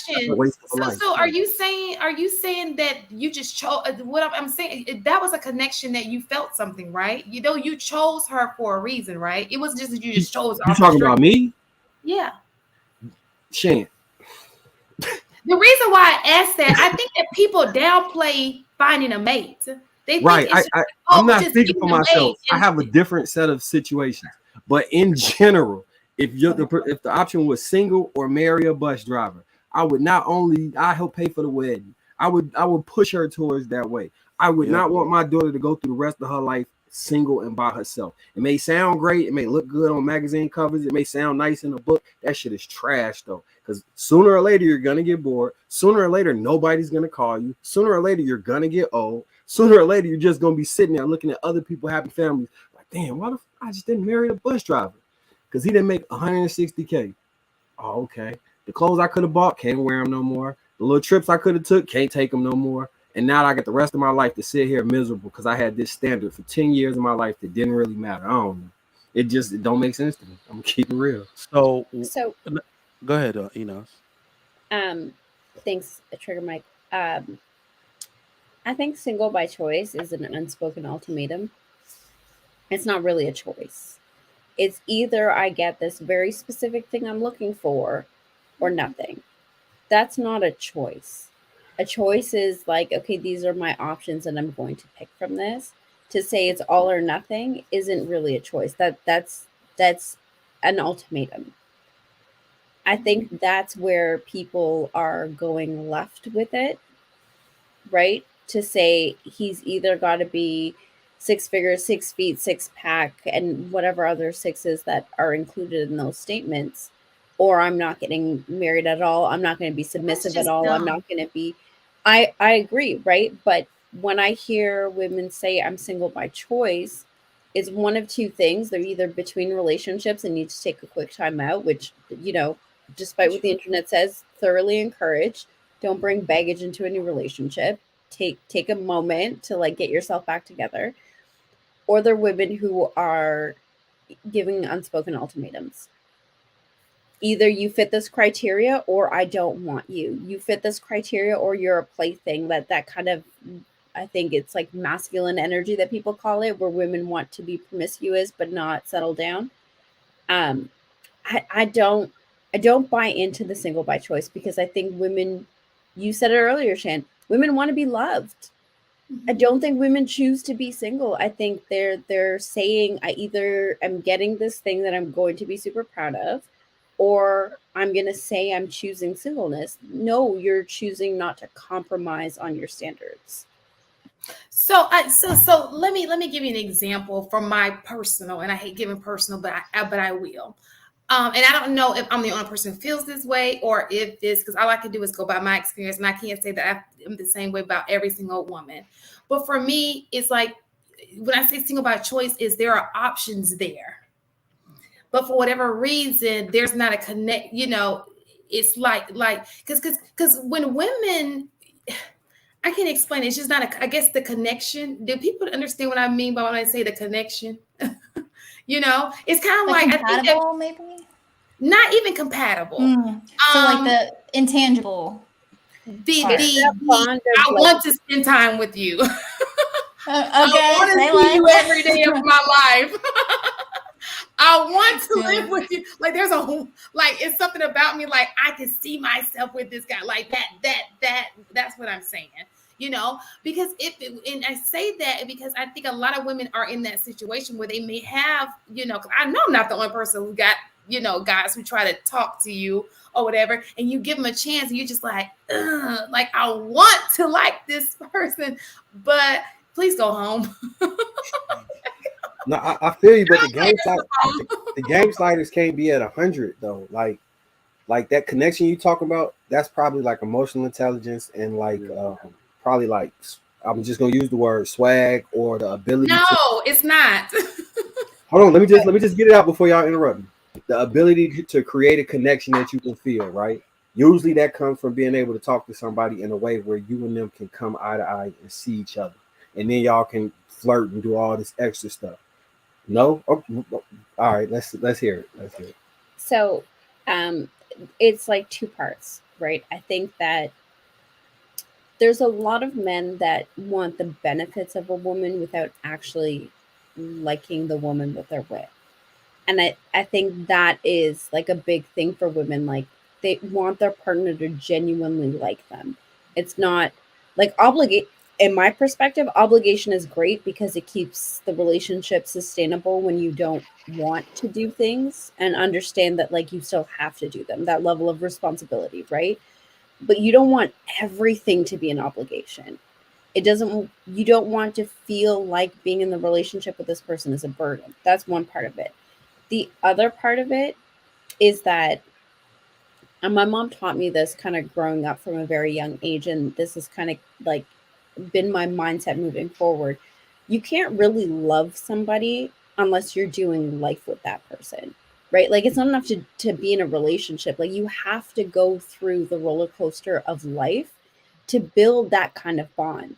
So I think women, like that swag and stuff like that you're talking about, Marcus, I think that comes in the beginning where like that man seems to really like the person, but it's not super sustainable. I think the part that becomes super important to women is that, can we really do life together? But I think they're so focused on the end result that they're not willing to cooperate with that man when things are more challenging, or when things are, at the beginning stages, or things like that. They want that level of connection of people who've been together for such a long time on like date 3.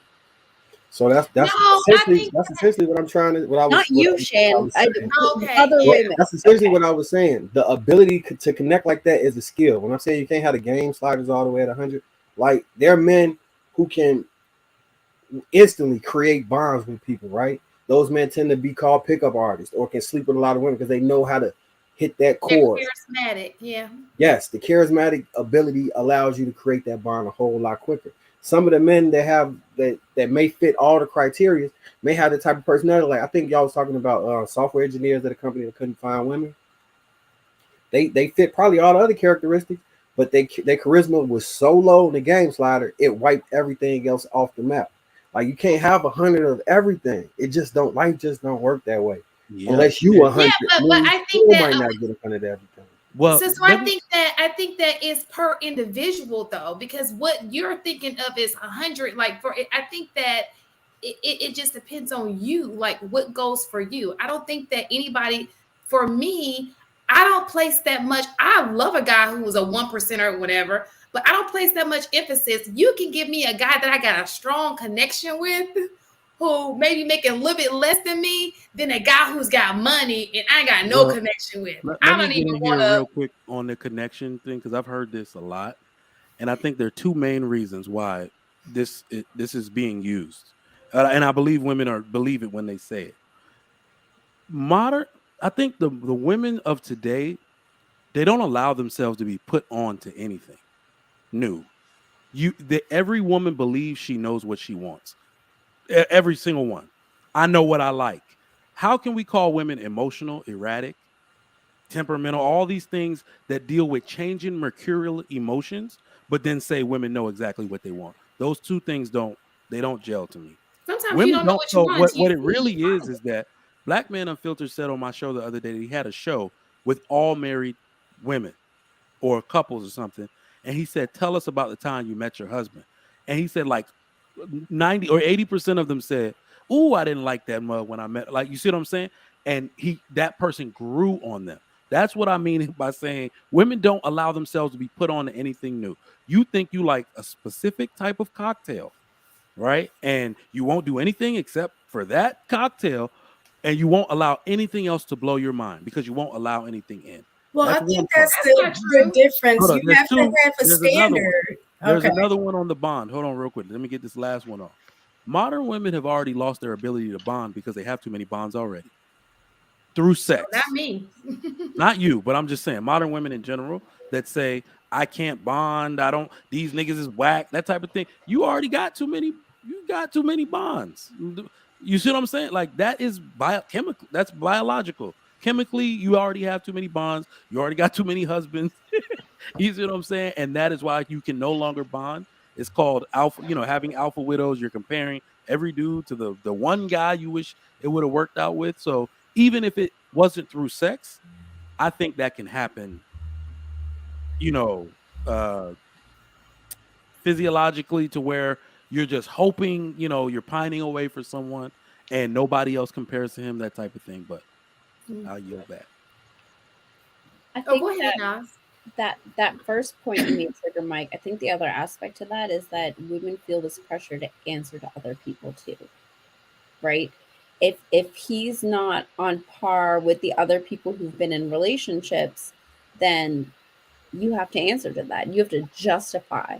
You know, he's not as romantic, he's not as thoughtful, he's not as caring, he doesn't know you as well.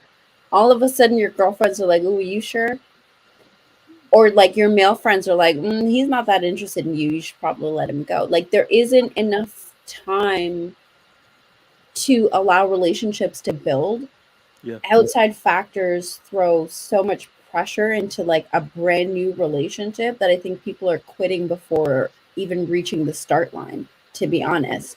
Because like after 3 dates, you still don't know this person.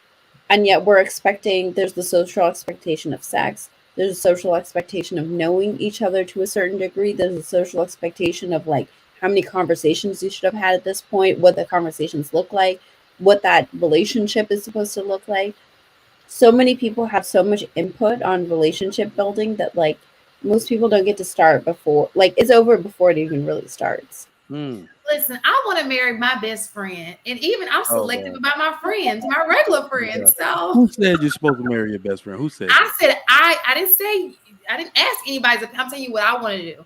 I want to marry my best friend. I want to be able to talk to my man about anything, and I want him to be able to talk to me about anything. I married my best friend. Now, I didn't know he was going to end up being my best friend, but it speaks to what Inaz was saying in terms of the relationship developing. We had time to build that to become best friends. You know what I'm saying? Yeah, like, you know. I mean, but it has to start with some level of attraction, whatever that attraction is for each individual. What I'm attracted to versus what Shan may be attracted to versus what Inaz may be attracted to can be 3 totally different things. But when you're saying that women don't know what they want, I think it all depends on where you are in your life too. When you're y'all are telling women get married when you're 18, 19, so you won't be ran through and all of this kind of stuff. But the truth of the matter is that at that age, you don't know what you want. You have always moving it back. 18, nobody here ever said 18. Yeah, no, I'm just saying y'all early. Y'all was saying between your good years as an adult is between what 18 in your 20s. You say at least by 25 to get married.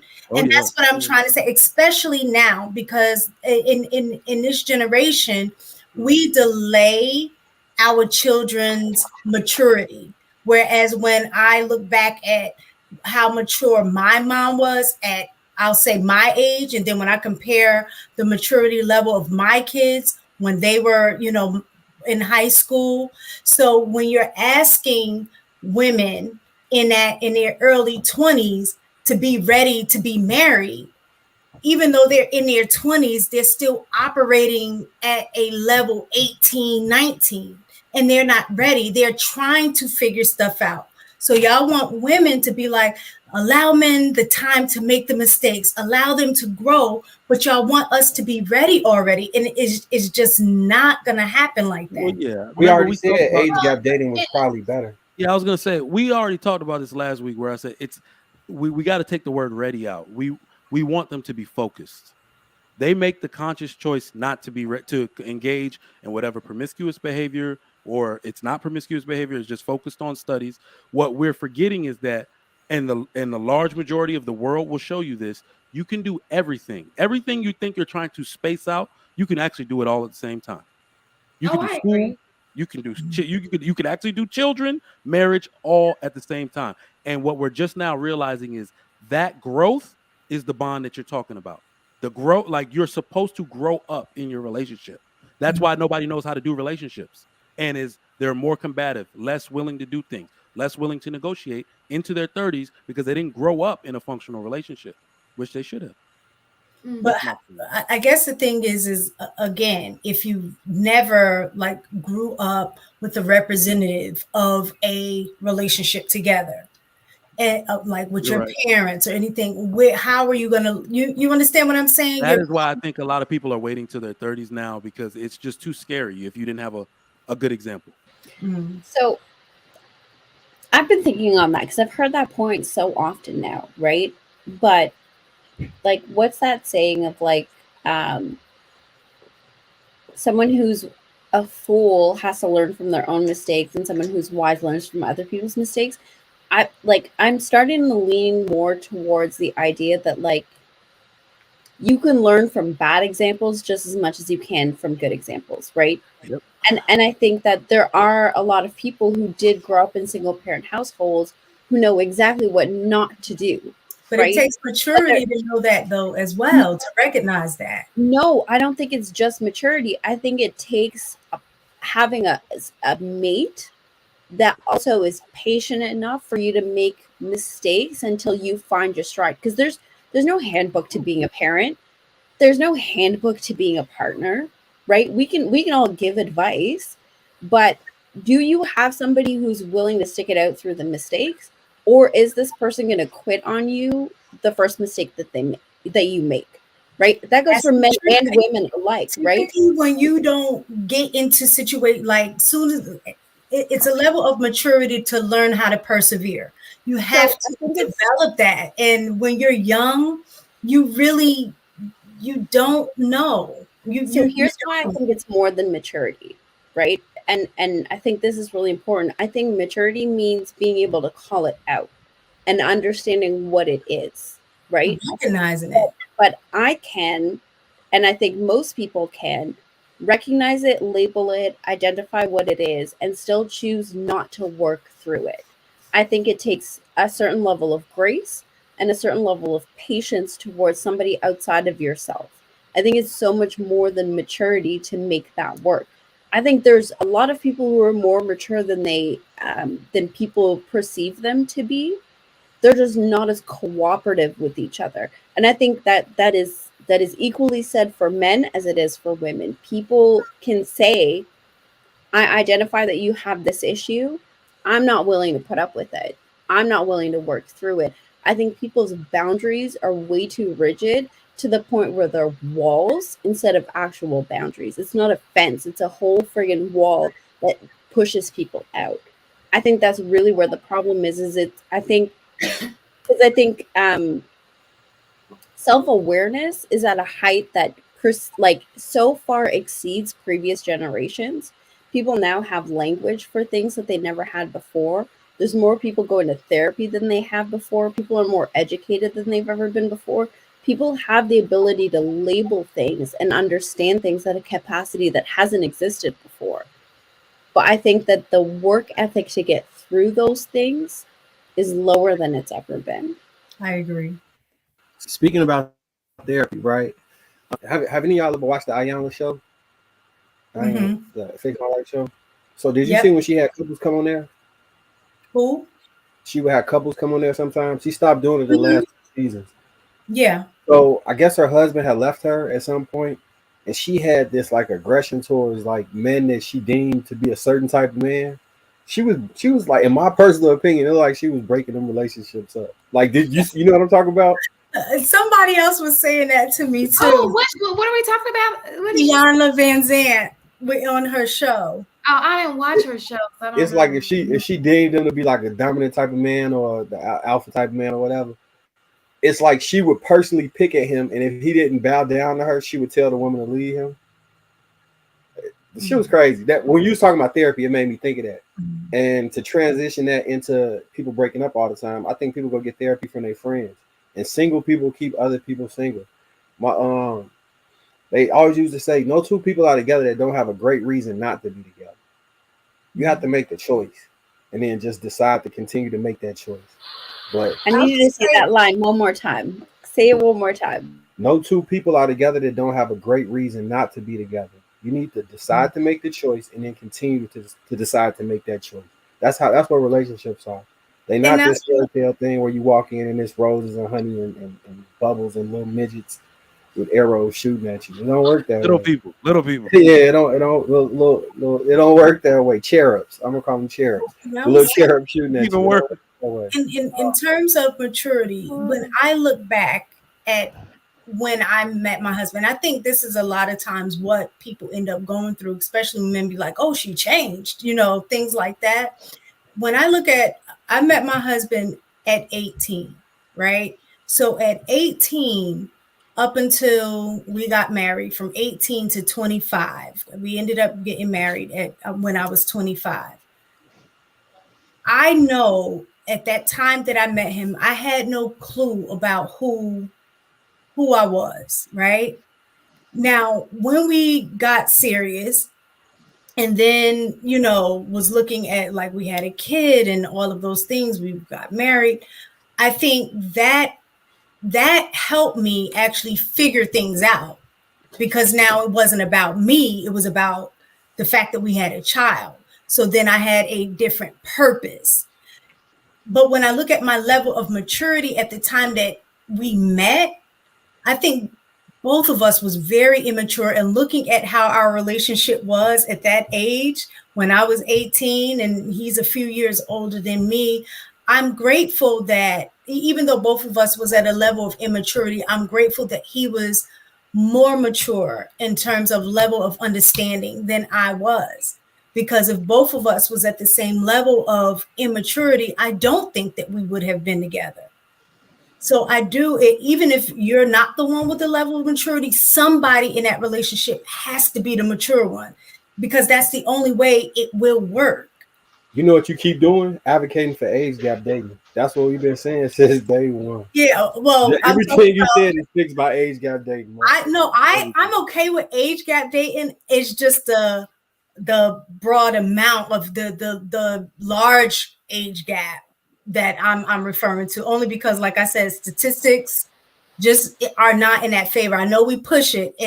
In this culture, it's not in our favor. Other cultures, most definitely. But in American culture, the stats just don't. For clarity, I'll just what say was this. the large gap? I would say maybe a 5-year, because from the stats what I was reading, they were saying that once it hit like that 5-year, that anything over that, it increases more and more in terms of leading to divorce. And I'm gonna be honest, I think part of that is because of, like what I was saying, the level of maturity.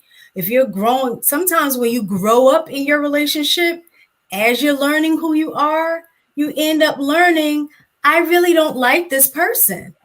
Once you find out who you are, when you have that age gap, the likelihood of that happening increases. And that's why I think the divorce rate goes higher after that age gap. I think to what you were saying earlier, Mistaken, I don't think it's somebody needs to be more mature in the relationship. It's the man. I think it's really only more successful if the man is more mature. Age gap And dating. I think the same way that it goes for income, the same way that it goes for power, the same way that it goes for social status, the moment that a woman is more elevated than her partner, she starts tripping. Not just she starts tripping, right? Because I mean, women are just emotional human beings to begin with, right? And not to say that like every woman is erratic. That's not what I'm saying. But I think that like that's what I'm saying. Women who supersede their partners like becomes undermined, and then now there's a risk of like dissolution of that relationship, whether it's marriage or a long-term relationship or whatever it is. I think the moment a woman has a one-up on her partner, it's a huge risky factor for the longevity of the relationship. And I think that's why it's important that the man be more mature than the woman, and that if she's has that growth mindset, he has to already have that growth mindset, because she's going to supersede him, and then now we're having a conversation about divorce. Yeah. So out of all the people I know that got divorced, the interesting thing is when the man filed for divorce. Well, no. So the interesting thing is the relationships I've seen get divorced, it usually was a woman who felt she was above the man in the relationships that I've seen. And I was there for the start of one of those relationships. And I think he one of the greatest guys ever. But when she was younger, she wanted to boss him around and be that, you know what I'm saying? She wanted to be a boss chick or whatever. Now she's like, oh, you know what? I think I want a man I look up to, a kid later and all this other stuff. And I'm just sitting there like, you're not going to do no better at this point in life. It's a wrap for you. And that's probably the best you could have done now and could do then. But go for it if that's what you want. I'm telling you, don't do it. But if you're gonna do what you want anyway, That's the hard truth women actually need to hear, because I don't think, and it's the word foresight again. Most women exercise a fair amount of foresight when they make those type of decisions. What women have in today's society is a direct result of everything you asked for. Men loved you so much that they gave you what you asked for. You wanted equal pay for equal work, you damn near got that shit. If you work more hours, you would have the same pay as men. You wanted equal rights, you got that shit. So it's going to be natural that some women will, teeter-totter past their man in salary, job opportunity, because you asked for it.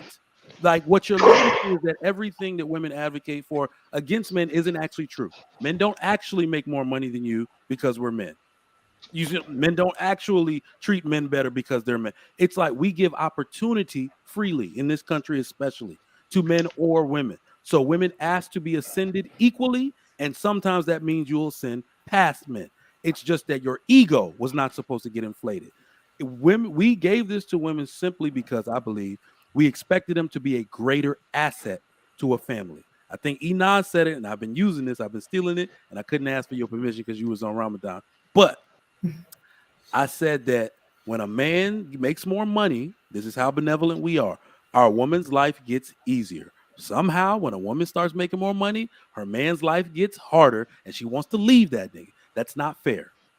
Like, women have to know that's not the right way to go about it. If you are a woman who is productive and you married someone who is equally yoked, and that does not the last thing in that meaning is money. It's spiritual, it's work ethic, it's family lineage, it's like that type of stuff matters. Then you stay with that person. 100,000, you can make $100,000 more than he does. You stay with that person simply because they're the father of your children, and they're ultimately responsible for everything that happens to that family if you lose your job. That's all I got to say. Shan, we need to read super chats. You have any? There's one. It was more than one. Oh shit! We didn't read any. It was more than one. I'm gonna go fishing for him. Okay. Yeah, we ran that topic. I didn't see any. I only saw one. I think I saw. So there was some earlier. There was like a super sticker. Yeah. Well, there was like I'm clicking through it now. I don't see. Yeah, it's like a new member thing or $1. Oh. Yeah, that's it. It all matters. Well, thank you. We are grateful for that. We didn't even get to the topic. It's almost time. It's almost bedtime. Just skip to the. I didn't want to say that. I'm like, she gonna. You want to go to the last one? I did. Yes, because it will do the other one next week. You can't get into relationships, but boy, that was supposed to be like an icebreaker. Remember? Yeah, it was. Okay, so I'm gonna play the video. You ready? I don't know why we're always putting someone down in order to exalt ourselves. Yeah. It's kind of like, I like to call it an exclusivity syndrome. In other words, what's the fun of being rich if there are no poor? Yeah. You understand what I'm saying? Sort of a mindset where I have to be seen as being prettier than you, or make more money than you, have a better home, a better car. I don't know why we're always like this, sort of this infighting that takes place all the time with we as a people. Why do we hate each other like that? I think that came from slavery. What I hear you saying is that Lynch was right after all. And it's not just Black. I wanted to make sure, I know that's geared towards Black people, but I wanted to make sure that's just period. And I know that kind of ties into what we're talking about with the bus driver thing. But the reason why I brought this up is because I had to step away from YouTube. I feel like it's so much toxicity on YouTube. It's just hating one person. Oh, you shouldn't date her because she's this, or you shouldn't date him because he's this. She too fat. Are you and her? Oh, you being fat is the reason why my insurance is high. How? It's almost sickening to the point where I'm just like, it disgusts me that people are so miserable. I feel like it's self-misery because you're so miserable with yourself. You just gotta project. You're just talking. I hate when people just talk about other people and just down them because you feel some type of way about yourself. And it's just, oh my God. That's every time I turn on YouTube, I'm like, okay, let me cut it off. Y'all better give me a headache talking about people who people business ain't even your business. It ain't even your business. But go Is ahead. it just YouTube though?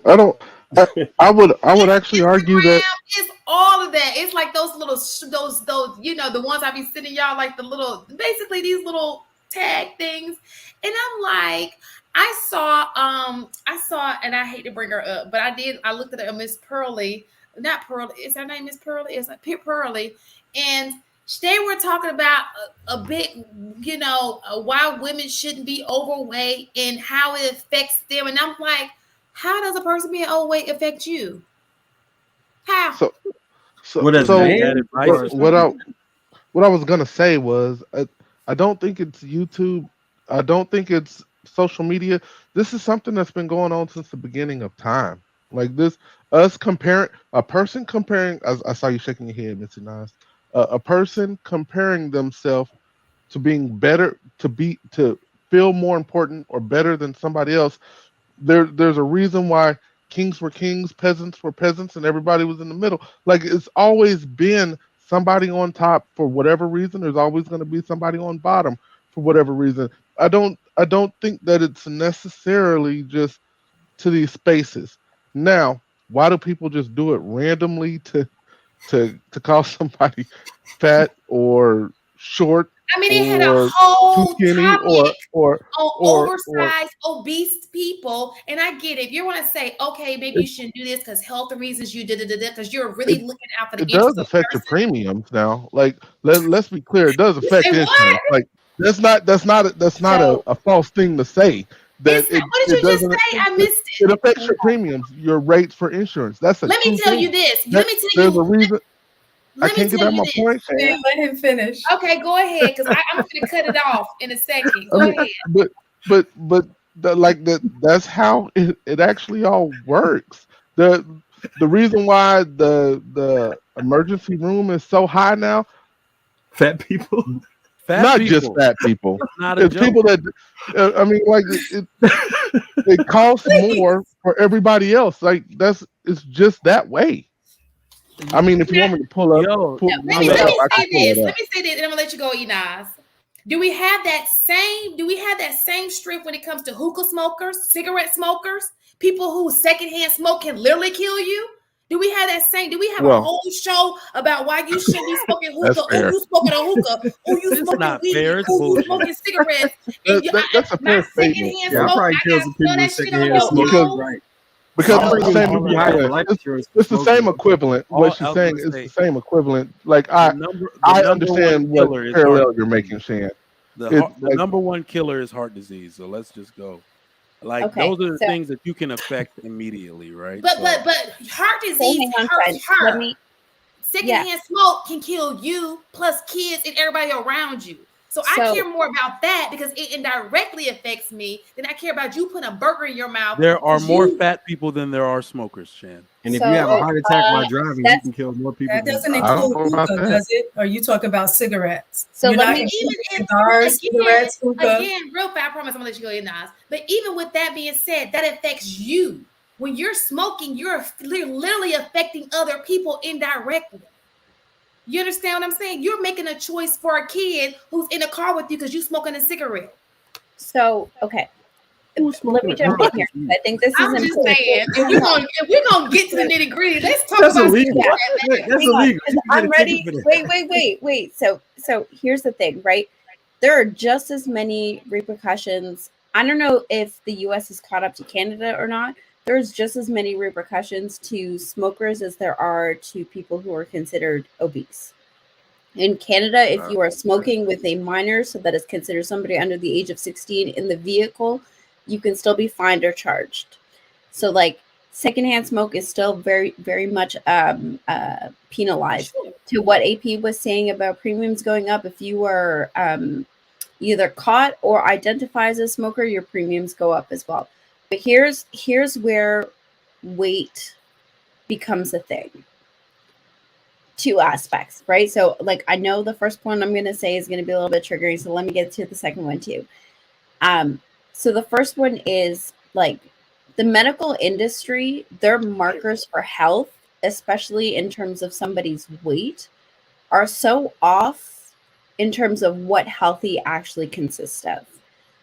A BMI index is not an accurate measurement of health. It's not, right? It pushes a low BMI, which is just as detrimental to health as an extremely high BMI.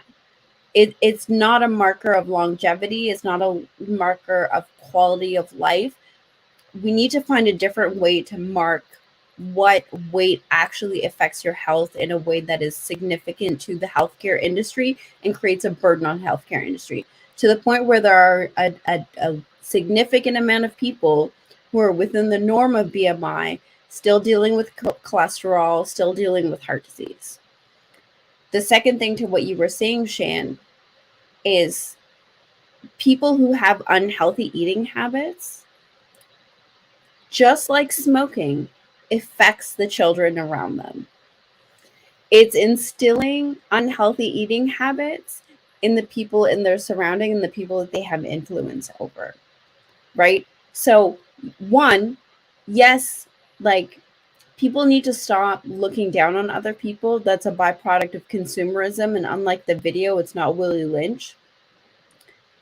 Judging people allows for people to buy into more products that exist.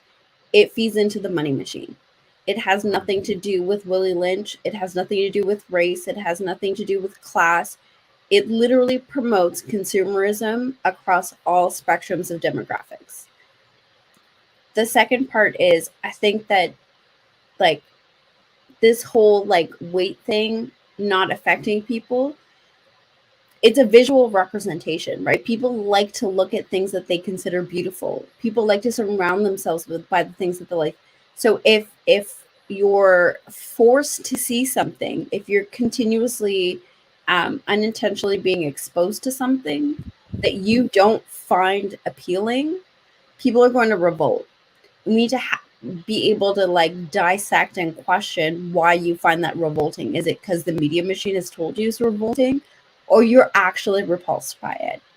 And I think a lot of people don't question their preferences. And I think I've said this before, people don't look at the things that they find attractive or tolerable in terms of, do I really see this as like that big of a problem, or can I look past this? I think people allow themselves to be influenced a little bit too easily. Yeah. So I just wanted to emphasize why Inaz, my point in saying that was I see so many. If we're going to talk about health, then we can talk about all aspects of health, because there's a lot of things that we can all make major improvements on. But in this space, it seems to be an obsession as it relates to obesity. Oh, she's too big. She's too big. She needs to get her weight down. So if you're really concerned about the health of an individual, I think that you hit it right on the nail. That's not a good indication, because I know a lot of people who we would deem overweight who live very long lives. I know a lot of people who are thin who died. Oh, no, you didn't. Yes, but what I'm saying is too, and if you have a big concern about it, then okay, then just share equal time talking about secondhand smokers. That's not attractive either. No. Talk about other things that are equally not as attractive. Why does it always have to just be? I think the fact that you're talking about what goes on in this space, we also have to realize why they're talking about it. Everything in this space leads back to relationships, marriage versus singleness. And that's where the favorite, the hashtag topics come from. Weight is paired with what men want in a relationship, right? Money is paired with what men being broke is paired with what women want in a relationship. That is everybody's favorite topic. That's why they talk about it so much. But I'm from the video, I got a different kind of context from it than what we're talking about. So it's when she, especially when she said Willie Lynch, I'm thinking that they're talking about more like the crabs in a barrel type of stuff. Right. I didn't want it to get that far. I meant to cut it off before that part. Oh, okay. Because Okay. the whole point in me bringing that up and I trying to associate it with that was the toxicity. It's like if you don't think the same way a person thinks, oh, you're wrong, and they're just gonna bash you. Like everybody, nobody is perfect. Period. You have to find what is perfect for you. You know, and so at the end of the day, this whole space is all about, it's like misery. It's never about finding a solution. It's all about, oh, what can I do to make you feel bad about your situation or to make you feel, you know, it just seems like so freaking toxic. Okay, let people eat better. You know, nobody would come. Nobody would come. But the reason why. So my question would be: do you think that these spaces are really meant to help, or are they just here? So here's my ultimate statement on that. So I had it out with a person in the chat saying that my show is not a solution oriented show, and I said that person has, like, what is it called, rose tinted glasses on when in regards to what they believe a solution looks like. My ultimate thing is that dialogue. Respectful dialogue amongst different minds, intelligent minds, is the solution. That is what we're here for. We all think that we're supposed to kumbaya and sing and sit around and do that type. That's not what solutions actually look like, especially among men. What we're doing is combating each other's opinions. That is helpful for each person, especially people who want to relate to me, people who want to relate to AP. We have no problems being like, I disagree, dog. And somebody needs to hear that disagreement, right? If Marcus pop up on my show like, I don't like that shit you said, dog. You caping for pearly things, bro. He did it. You see what I'm saying? Somebody needed to see that. That is the actual solution. Barbershop talk raised more kids than some dads did in this generation. They did. But I think that you run your show. So when I was mentioning that, I wasn't talking about your show. I think that people who do it right, who have dialogue, and there is healthy dialogue. Yeah. And then I think that but I do think that there's more of I don't know. I think it's a difference between just having a conversation with differences in opinion and being respectful of that than, just trying to echo. Well, I mean, this is, I guess, what do y'all say? Take the meat, spit out the bone, or whatever. There is an intellectual, educational, and an entertainment aspect to what goes on the internet. People would not come without the entertainment. This is why you do not see only male reality shows, because nobody wants to see people solve all their problems in one episode. Well, I just think that that's part of the problem too, is that when we have these shows and we're talking about solution-based, I personally don't think that there's always one solution to solve the same problem, because what will work, let's say at Trigger Mike, like hearing some of the things that you talk about, I can take some of that and apply it. But I also know some of the other stuff that you talk about that may work for you in your household and it runs smoothly and your marriage is what it is and it's work, that I know I couldn't take that and apply that in my household. So when people are looking for solutions, they're looking for the solution that I think in their mind fits with them. And the problem is that those solutions may not work for an Enos or work for Tap, or you understand what I'm saying? But you brought up a very important point. The disagreement and the provocation of thought is the solution. That's what I'm saying. You watch the show to say, I don't disagree with that. I wouldn't go about it the same way. It doesn't work with me and my husband.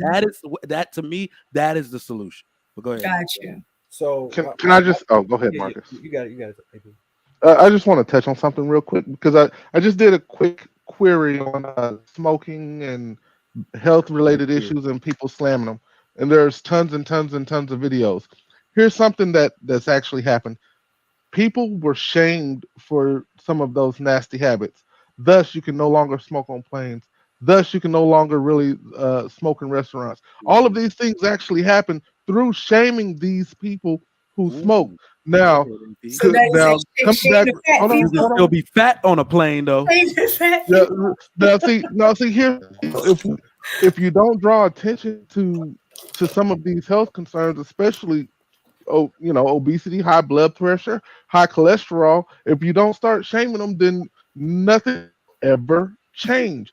We will continuously sit and keep talking about these things, and it's like, oh well, I'm still gonna be who I am. F what you talking about, and I think we need to bring that shaming back, and I think it's really important because a lot of change has occurred.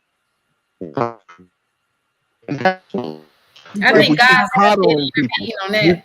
we will keep habits won't change if we continue to coddle and accept the bullshit. Let's So keep it real. Is it your business though? I mean, you can say it, but is it really your business? Do you Go wait? Do ahead, you know what makes it our business? Let me Enas. say this. Do you know what makes it our business? What? What makes it our business is that when these things happen in such a grand scale, what do people push for? People don't push to make changes. They push to get concessions from society. They're now saying that a person of huge weight that needs to take up 2 airplane seats should get it for free. We always have to pay in the end. No, they make them pay for 2 seats. No, they're saying they should get it for free. They're lobbying and With the advocating second that your seat. fat ass, your 400-pound ass, Mhm. should get a seat for free. That's what happens when we allow these things to continue. So okay, so Marcus, I see you trying to get in. I'm going to tag you in right after because I want to say this. Here is like the significant difference between smoking and being overweight, right? When it comes to smoking, there's so many policies that regulate the manufacturers as well as the habits. Good point. Whereas when it comes to weight, we're strictly shaming the habits. We're not having deep dialogue about the affordability of healthy food, the accessibility to healthy food, what those habits look like when it comes to healthy food. Because like what the government has deemed as healthy food is not indeed healthy food. Addictive additives that they allow to go into the food. Not just that, but when we're looking at the quality of food, when we're looking at how many GMOs, like certified organic still has GMOs. Yeah. It still has pesticides and herbicides. It still has all of these things that aren't good for you. We're strictly criticizing and shaming the shape of somebody's body, right? Under certain circumstances. Because the guy who's built like a linebacker, who's not a linebacker, he gets a lot of flack. But if he's on the like playing for the NFL, we let all of that slide. That's true. Right. And so and the same thing when it comes to like other people, like Lizzo gets a lot of flack. But when Oprah was the same size as Lizzo, she really wasn't getting all that flack. Right. So like we pick and choose when these things become. She wasn't running around in a thong though either. she wasn't. I agree, but that wasn't also the thing that was going on in that era. Right? Yeah. Like there was a lot more conservatism that happened in that era, right? Had Oprah not lost all of that weight, would we be just as critical of her? Right? Like now. And so like that's the part that I'm getting at is like, okay, fine, we can have the conversation about shaming people. But if nothing around those circumstances that allow them more opportunity to do better, what's the point? Because that person's just going to say, well, I don't have any other choice, so take it or leave it. There has to be more than just shaming the person. Because that isn't ever. You have to shame the behaviors and you have to shame the circumstances around the behaviors, which is exactly, AP, what you were saying around the smoking. For anybody cuts in, Marcus has been trying to get in forever, so I'm going to take him in. So my point was to a previous point before the shaming conversation. It was about the solutions. I used to tell my employees this all the time. I have a way that's extremely effective. It works. Now, you don't have to do things my way, but you need to get similar or better results. The problem with this space is people won't take a solution and implement it and fail or pass. They'll just say that won't work and then continue to complain. And I think we just stuck on the wheel and continue to complain. A lot of this stuff you could solve like pretty quickly. Like they need to hire like 3 people that give accurate ratings of personality, looks, and finance, and then pair people off, men and women. And you just can't argue with what you paired off. Like, I thought I looked like a 10. Now you a 7. I thought I made it. Nah, it's this. I thought I was this type of person. No, you're this type of personality. And find somebody that's equivalent to that. We don't maybe this ties into the shaming thing, because we can't shame people for being overweight. We can't shame people for putting a pound of makeup on. We can't shame people for changing their body type. We can't shame people for anything on the female side. But you can shame men for being short. You can shame men for not making enough money. So it's going to create an imbalance in relationships naturally, just based off of not being able to shame. So my Do we shame people for being short? what is the need? Yes, these men be getting shamed. Yes. Can I ask a don't know how the question world though, works. to kind of speak to what that video was saying?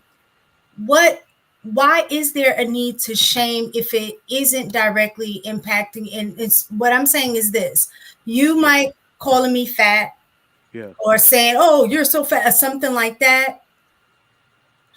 It shouldn't even be an issue for you. The person that would need to shame me or have a conversation with me about my weight are those that matter to me. Like if it was my kids or my husband or my mom or dad, people that have a connection that are truly concerned about me, I can understand them having a conversation. But just being in this space and just randomly talking about people like, oh, he broke, oh, she fat, oh, he ugly. Like, what does that do? What does that do for you? It's not going to change the person. I wrote this down. So shame is actually a large part of any functional society. It is. But it's You going to different. hell. It's different. So it's either embedded in. You're going to wait, hell. hold on. You're going to hell. This was supposed to be before marriage. You're going to hell. And all them folks in society, y'all going to No, hell. I'm saying Children out of wedlock, you're going shame is to a hell. part of any functional society, but it's usually hidden in the religious text or the culture, right? And there is a kind of synonymous thing going on between shame and discipline. And right now we are seeing that we have a lack of discipline, because one of the key objectives of radical feminism was to remove shame. When you remove shame, people can do what they want with impunity and now change the rules in which things are supposed to be governed. We have always known that fat is not necessarily bad, it's unhealthy. Now people are saying and being shamed, not shamed for it, but you're supposed to feel a certain amount of undisciplined nature from being fat. Now people are saying I should not feel that way. And this is what that has led to, because I think it's included in everything. No, Our it's lack worse of than that. discipline is deplorable. You shouldn't feel that way either. Our military can't recruit enough kids because they're out of weight standards. Did you know that? So there are real life implications for this. The people of ethnic origin that built this country, most notably white and black people, do not do anything to the level of discipline enough to uphold the principles in this country. So immigrants got to do it. There's an ethnic switch going on because white and black people do not prioritize family because of their own lack of discipline. They're out of weight. Women don't want to get in shape. Therefore, they don't qualify for the top men. Men and women. They're having increased problems in birth because they still having baby. All of this is all inclusive to the fact that we remove shame from it. So if you don't let us shame people on the news, or if it's not embedded in religion or culture, then you will see an over influx of it in the entertainment space. But I think having shame without having knowledge, you know what I'm saying? Like if you're shaming somebody, but then you're not providing them with the proper tools in order to make the change, then what's the benefit of it? Like Naz was saying earlier about the fact that, you know, you're shaming the wrong thing and you're not understanding the conditions in which the behavior occurs. So you shame the person, but then you don't give the tools to the person to fix the problem. So the shame, the person already has the tools. The person has the tools. Sugar Mike, you know why everybody's that right now? Because they banned cigarettes. Dialogue now. Skinnier when cigarettes was allowed. I'm just saying. No. Okay, hang on. So here's the thing, right? It's like I don't think that shame is a bad thing. I think shame is a very, very useful and very powerful tool. Now, here is where I think it gets complicated and where I made that statement about like the way we're shaming may not be working. Most of the people who are overweight, most of the people who have unhealthy eating habits have gained those things through shame. I would love to see in the comments and hands raised on the panel how many people who told you no matter how full you were, you have to eat all of the food on your plate. You have to eat all of the things that were served to you. Why? Because it's shameful to waste, right? We're not having a conversation about what proper proportions look like. We're not having a conversation about what healthy eating habits. Yes, there's culture, right? Like, this is how we eat in our culture. This is how we eat in community. This is how we do these things, right? Shame is used to build these unhealthy habits. And then we're shaming the result of those unhealthy habits that are taught in the home without teaching the person what healthy habits look like. Then we're talking about, I saw somebody in a comment about how fruits and vegetables and water, like, we're not going to sit here and have this conversation and not talk about the fact that there are food deserts all over North America. Not everybody has accessibility to affordable vegetables and like all of the like food categories. Or right? even can afford, because eating healthy costs more than eating. No, they can afford sneakers and shit. They can afford food. Not everybody's buying those sneakers. Stop But, it. but even, okay, so even to that, right? Even to that, I don't know what the stat is in the US. In Canada, people are spending $1.70 for every dollar that they're earning. So the ability to afford sneakers is really at a cost of debt and not at actual affordability, right? So when we transfer that over to food, it's really not all that different. Most people are living in debt. The majority of people are living in debt. And so when we're talking about food affordability, it's not that different than sneakers, right? And so, like, paying $2 for a burger versus paying $10 for a salad, a lot of people can't afford that choice. Timmy, that is very true. Well, they could make the salad too. Let's just be real. They don't have to But, buy okay, it. but I'm telling you, I tried to eat, what is it, organic? Like, I went food shop because I was like, I had just started reading all of this information about food, and I was telling y'all, like, I started using that app Yuka, and I just scan everything, the beauty products, the food, and what I eat is now becoming so small. Like, I'm restrictive in terms of what I can eat now that I'm learning more about the kinds of foods that are unhealthy, even though they're masked as healthy. And I tried to do organic, and I kid you not, like, the affordability, I can't say that I'm broke, I'm not rich either, but I could not do grocery shopping of just full organic food. The cost of food has gone up anyway. But then trying to get organic food to be healthier, my cart, I had about 10 things in my cart, and it was like $400. Like, I can't. You're exact. Stop it now. I can't. I'm serious. It was just way too expensive. And so then I was like, well, you know what? I'm gonna have to pick and choose, which organic things. What do I eat most of? Maybe that needs to be organic, and then mix it up with the non-organic. But you're right, mistaken that organic is significantly more expensive than just regular fruits and vegetables. But here's the other thing, right? Like, because Trigger Mike, I think that's true, right? Like, making these things at home seems like a more viable option. But I think what a lot of people don't factor in is food waste. When you're buying like fresh produce, the shelf life is nowhere near as long as the things that aren't quite as healthy for you. Right? And if you're somebody who's trying to be more budget conscious because you just don't have those means, it makes more sense to buy things that have more shelf stability and will last you a longer time than fresh foods. They're just simply cheaper because that's the way our market is set up, right? So I could buy all the ingredients to make a salad. It'll last me 3 days. But if I buy frozen burgers, it'll last me 3 months.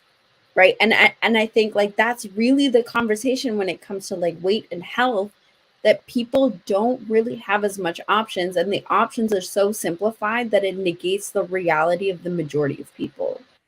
I got a question for all the ladies, just real quick, because there's a comment, and I completely agree with the comment where it says shame is often used amongst men to self-improve, and we do it to each other all the time.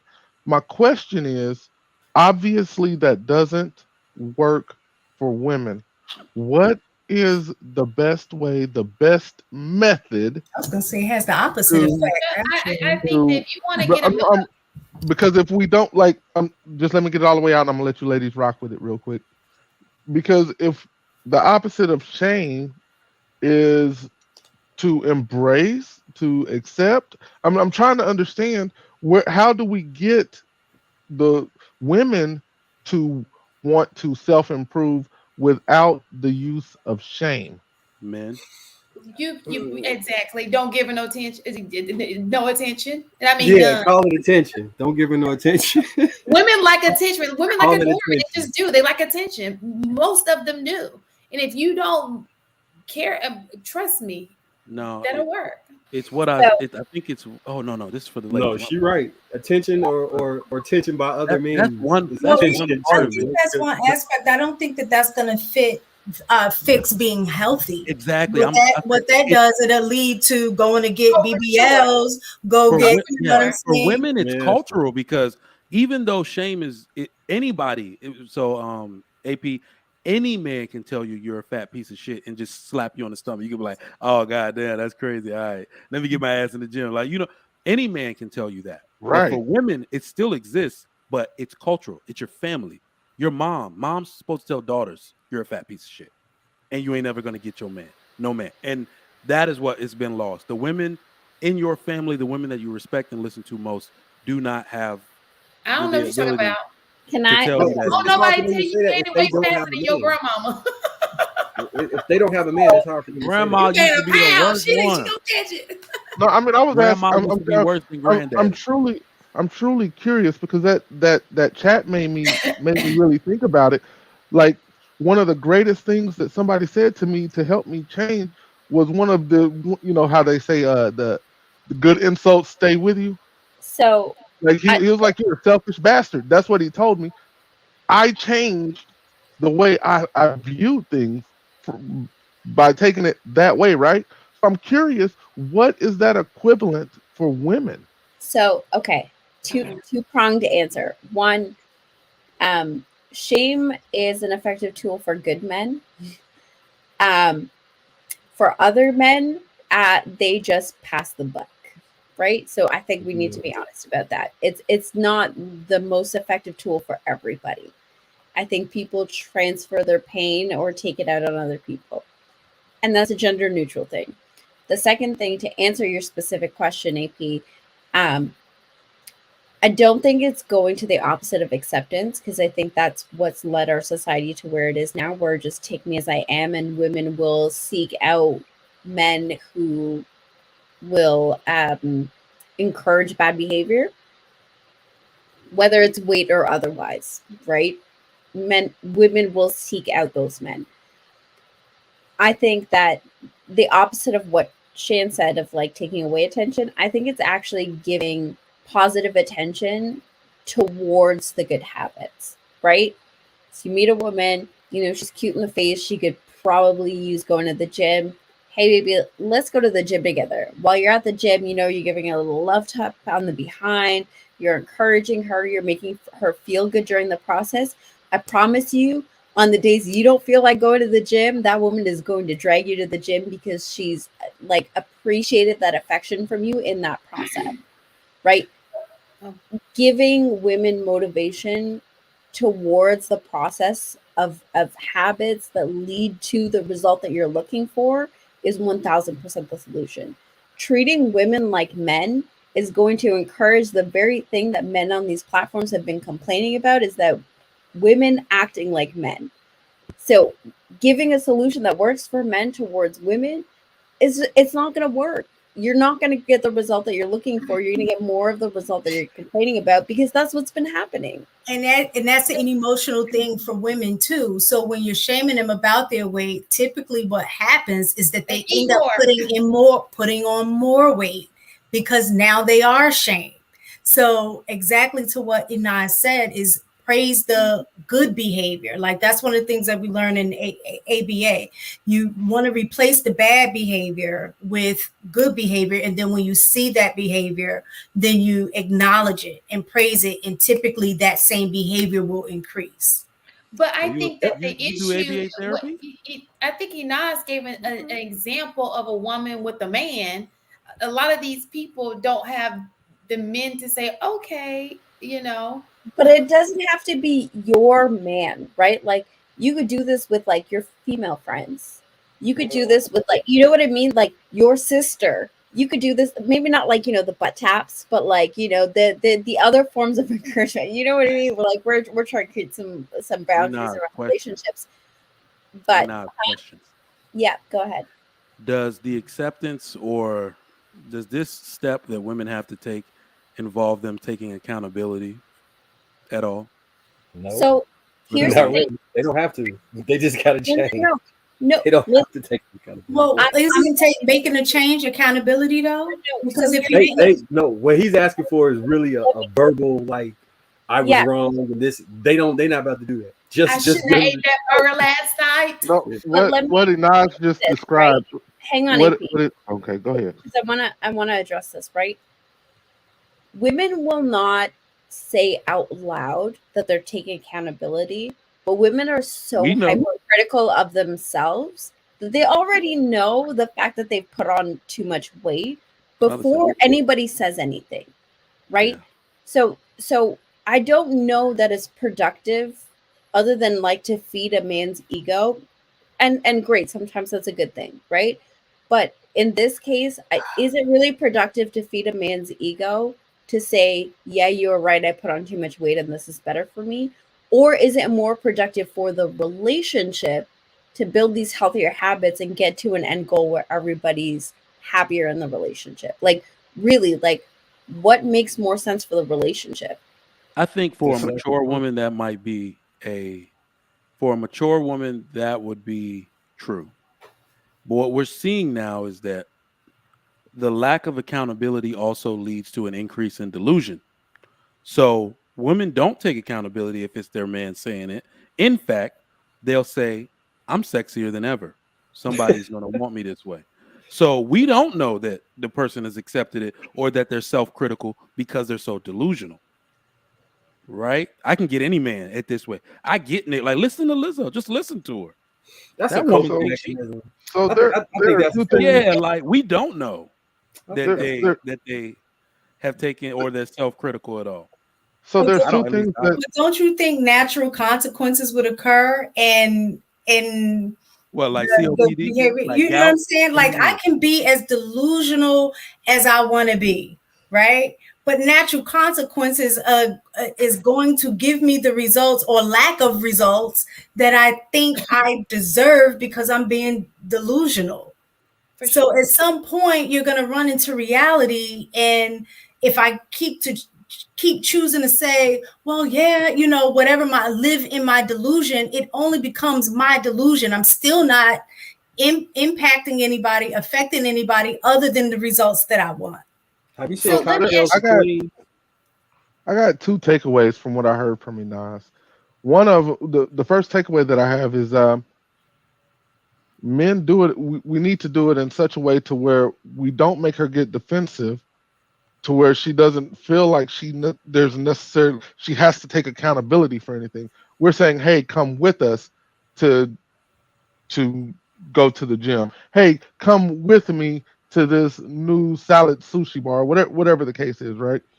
The second thing that I also heard was nobody random can actually pull it out of her, can force the change. We as men, a random man can actually shame a man into changing. We can't do that with women. It has to be somebody she knows, loves, respects. If it's not any of those, or want, if it's not any of those, and we make them get defensive, all we're going to get is the continuous cycle of the same bullshit that we have gotten over the last 35 years. Did I hear that right, Miss? Hold on, AP. Do you remember when we had that conversation about holding women accountable? And I said you can't hold women you don't know accountable. You have to have a relationship. Welcome to the club. You just joined the club right now. If you are a stranger on the street and you tell me I'm getting fat, I'm going to the gym. I'm going to listen. Listen. Shan, you're not most. He's the minority. I'm just telling you. I don't care who it comes from. I don't care who it comes from. If I hear it, they ain't even gonna be talking to me. I'm like, he talking to me? Oh my God. So that brings up the next question: is what is what is the point of shaming in these spaces? Then is that like is it's a waste of air? It's a waste of breath. What are we doing? Are we really coming to a Well, solution if we're not having a I think conversation that like this? Inaz Is said that it. kind of going back to the It original would feel video good, and that it wouldn't we feel watched? good. no, I think it it's fixing has a that different video purpose. that Shan just played. Because I think a lot of times dimming somebody else's light make you feel Yeah. better. A lot of time in these spaces, we see the same, some of the men who are shaming women for being overweight are overweight themselves. And I know they try to play the game of like, oh, it's different. But if we're talking about health, there's not a gender issue with that. If we're saying being overweight is unhealthy and unattractive, I was like, that's why I said it that it's doesn't never mean about health. It's never right. about y'all taking like the literal No, definition. You no. fat I'm as shit. saying I hope you don't get COPD. Nobody's saying that. no, They're I'm saying you saying fat both. and you If can't we're get a saying man. that being overweight is unhealthy and unattractive, then it doesn't matter who the weight is on. It doesn't matter if it's on a man or a woman. You're still unhealthy and Y'all you're taking it still literal. unattractive. I don't know. My wallet can change how unattractive I look. I was No, like, it doesn't. It doesn't Shitting me? change how, Yeah, Y'all can say that. stop playing. Hang Yes, on, No, hang on, it hang on. doesn't You change change I got how no. unattractive you are. What it does is it provides opportunity. we see the There's world a quite difference. differently. Hold on. Can I just say this one thing? Most of the time when men be saying stuff about health and all that stuff, that's just us trying to be polite and saying we don't want to go out in public with you because you embarrassing us with the way you look right now. That's really what that is. Am I lying about that? And it's a weird thing because That's not what they're talking about. I just it's a weird thing because we have to physically be attracted to you to have like we literally like in order for our Jones to work, we gotta look at you and be like, okay. If we look at you and be like, no way. Well, I don't agree with that. So I don't agree with that. I'm talking about. I gotta be attracted to you. I ain't open my legs. So- Nobody not attracted to. I'm gonna what? Mark. I'm just gonna call Marcus. I'm gonna call baby cap on that. Baby cap, not a big cap. Yeah, just a little one. So here's lower why, case. Go get your right? daughter's cap. The same way we were talking about, the same way we were talking about earlier that like blue collar men still get play, big girls are still getting play. Like I agree with you on the part that like maybe this is not somebody I want to be taking out in public. Maybe this is not somebody I want to be like, you know, bringing around the homies. But let's not pretend that like, you know, bigger girls aren't getting knocked down, right? We Like, had a whole episode. We had a whole episode on big girls. Yeah. right? So like AP said he slayed a few dragons in his day. Bruh. See, I'm not gonna talk about it tonight, but bruh, I didn't Shamu, Bamu, Oh no. and a couple of the cousins, bruh. I had them days, bruh. from But y'all will never see them My bad, anywhere. Naz, I didn't mean to yeah. cut you off. So I'm gonna cut you off so that you don't get canceled from the internet. So the second point, right? It isn't so much about like I get the surface level thing is like people shaming each other to have that one up to feed their own egos because of their own self-esteem issues. But like I think it's so important to look at the root cause of things, right? It really is consumerism because if we have a ton of people not only feeling bad about themselves, but reinforcing that by making other people feel bad about themselves, well, now people are buying gym equipment they're not using. People are buying gym clothes that they don't fit into. People are buying makeup, and makeup is changing every other month. There's a new thing for people to buy. You know, there's certain like waist trainers and fahas are like changing constantly. You have people buying so many things that they're not using because of the way that people are shaming each other. Like people are it's just feeding into the market. Well, It's part of consumerism. It's part of like if you feel shitty enough about yourself, you're just going to try to buy that happiness. You're going to try to buy that quick fix instead of doing it the old school way of putting in real hard work and really looking at yourself and acknowledging the things about yourself that you don't like to work towards those things.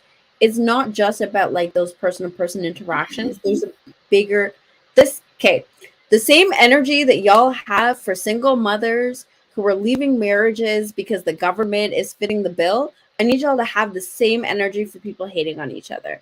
Really, because that's what it is. There's a financial benefit to it. I need people to hate on me. From the video, I think that's definitely one aspect of it, but we also have to realize part of it is cultural. I don't really agree when that lady said, well, it's slavery, because the people who were directly affected by slavery did not do this bad as we do it today. That crabs in the barrel narrative that I got from the video, this is more attributed not only to just cultural, like when you see the men relate to each other, we actually do this in a joking sense. We do this whether we're mad or happy. That's the way we talk to each other, like shit, right? You ain't shit. Look at your hairline. If I go on Fight Club right now, I will get a hairline comment within 5 minutes, right? So Or that's an how age we comment. exactly. With So the we grays. do it in a way Because you're that not really is 35. cultural, because the women, when they want to disparage each other, adopt the same thing. Like most of the women on here want to be men, and you can tell by the way they talk. But it also has to do with lack of family and community. It has to do with lack of culture, lack of adherence to religious principles. Because when people are shaming, and the biggest part of it, it has to do with poverty. The one thing that I have made a distinction, and that's the one I will say, that's my pick for the biggest reason people talk shit to each other. Because people who actually have money, every cultural ethnic group talks this way. So I don't like when people say it's only black people. Everybody hates on each other, but they can only take it to a certain level, right? Because they're within, like, if your family is more bonded, it's like, yeah, we just had a fight, but we got to get up tomorrow and go to church together. Like, you see what I'm saying? So our families are disjointed. That's why I said lack of family. So there's no limit to where you could take this thing. Back in the day, we used to have, let's say, fathers who may have had one baby with some woman you didn't know. Now we have women in the same family competing for the same man because of lack of family. That's how bad it's gotten. So there's no limit in the black community to what people can do when they're trying to tear each other down. And the reason I say lack of poverty is because somebody said this about someone they claim to be broke on YouTube. And I agreed with the person because they said people with money don't speak that way. The reason you have to disparage what somebody's wearing, the reason why you got to say something about someone's sneakers is because this is what broke people do. This is broke people behavior. And black people are the brokest people in America. That is why you hear those personal attacks on what someone's wearing, where they got their haircut, where they got their hair done, their makeup is cheap. That's what broke people do. That's the number one reason we have this issue. And I think it's a poverty thing. Because I'm going to tell you right now, that is exactly right. My colleagues of ethnic origin, and they don't talk about money ever. They drive Toyota Priuses. Like, you see what I'm saying? They don't talk about money. They don't shame each other for money things. They only talk about ideas. Like, that's it. Right? So that's what I think it is. And I just Very want to make valid point. I know that I God. showed that video and it was speaking on blacks, but I wanted to make sure, and I think I mentioned it earlier, this has nothing to do with race. I've seen it not necessarily just come from black content, YouTubers, but also from white as well. So I just want to make that very, very clear. It's not just black. It just seems to be a thing as it relates to men. So I just want to. But let me just say this, culturally, did you know that in North Korea, the bigger you are, that means the more wealthier you are because they starve their people. Africa too. All right, so Mike, the reason I think she may have been trying to tie that into slavery was because a lot of like the self-worth. Oh, here he go. Oh, I forgot this not the blackety black room. I got 15 minutes because y'all know. All right, well, I'm just gonna do it like this. You remember when Kanye said he can't go to the store without a shirt with a team? Yeah, I remember. When he said what now? When he was talking about he couldn't even exist without materialism. A lot of black people, a lot of them, especially the people who descended from being talked to like they was less than from America, carry with them this I have to display wealth in order to be seen and for it to appear that I'm not one of them. And I think that's one of the things that she might have been touching on. It's a real complex issue. I know you say we only got 15 minutes, so I'm not going to go fully into it, but it's ways you could tie that into that. So we would have to unpack them all though. You kind of right, because I do remember there's one thing I want to say on that. There's a video from 1954 called "The Secret of Selling to a Negro." Have you ever heard of that? Mm-hmm. You seen that? And I was like, there's no way. These people had a method. They say never undersell a Negro. Show them the best. Is that? They Can want I the find that best. on YouTube? Yeah, it's called The Secret of Selling to a Negro. It'll pop right up. So you're right. You're right. I concede to that 100%. Because I'm like, damn, it's been going on that long. It's been going on that long.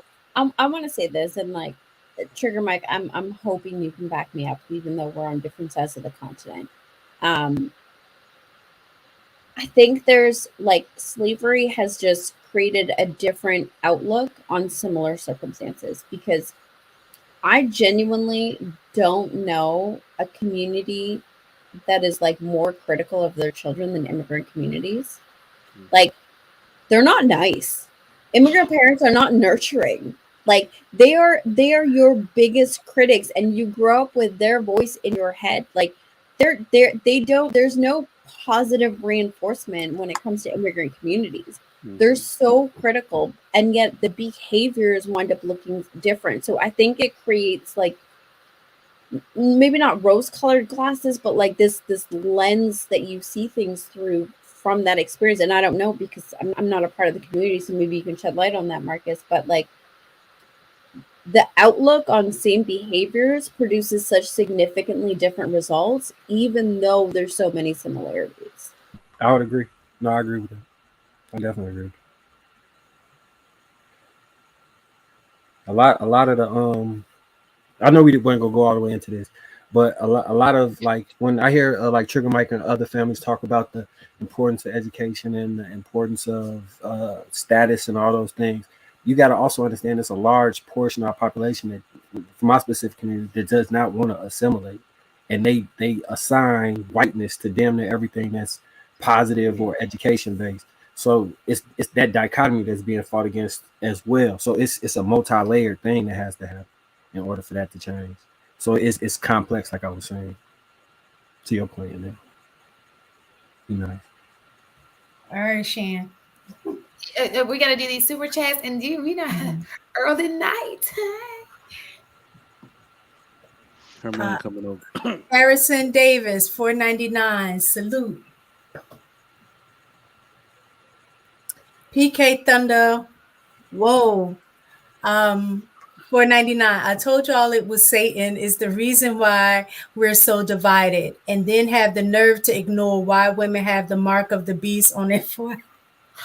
What? It is ironic to be asking for 666. That is kind of like a funny, ironic thing. I thought it was 4 6s though, not 3. Mark of the beast is 3 6s, right? No, mark of the beast is 3, but what women are talking about is 4.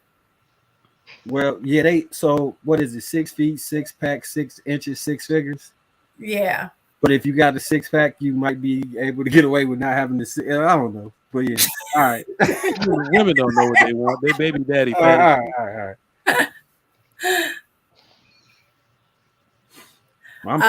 Congo English 10 mistaken. Hey Congo. Interracial relationships, sex, dating, marriage, $2. Shame is often used amongst men to self-improve. Interracial, again, $5. Girls, that's just a long name. No, you know what? Let me read that because you took your time to do it. Let me take the time and give you the respect to read your full name. Sure. Interracial relationships, sex, dating, marriage, $5. Girls are often protected from accountability, which prevents them from looking in the mirror and asking themselves, how can I improve? Sure, Mike, is that Enter the Red Dragon? That is Enter Black Dragon. Okay. So I want to address that comment real quick before you sign off, Shan. I don't think that's true. Although, no, I do agree that women are shielded from accountability. However, women are not shielded from criticism, right? Criticism is so significantly ingrained in women that, like, the line that women have to tread to be acceptable is so not only thin but dotted. Like, there's spaces in between for criticism, even if you're on the right path, that like accountability is at this point, I think, so much to ask when there's so much criticism. Like, one person could be like, hang on, I hear you. I see the faces. I get it. I see the comments. Let me make my point. Right. The line between being conservative and being a prude is so dotted. The line between being friendly and being overly flirtatious is so dotted. The line between where being put together and trying too hard is so dotted. The line between having this ideal body type and being overweight is so dotted. The line between like colorism is so dotted. Like the criticisms that women face in terms of their presentability, like sure people will make concessions about personality and we can criticize that and all of that, but in terms of like physical appearance, things that women have a certain degree of control over, and in terms of like the type of status that a woman brings into a social setting, it's so dotted that like even the woman who some men would praise, some women would praise, still cannot go without criticism. Like there's no space where a woman can like, I don't know, can anybody here on this panel or in the chat name one woman that goes without criticism?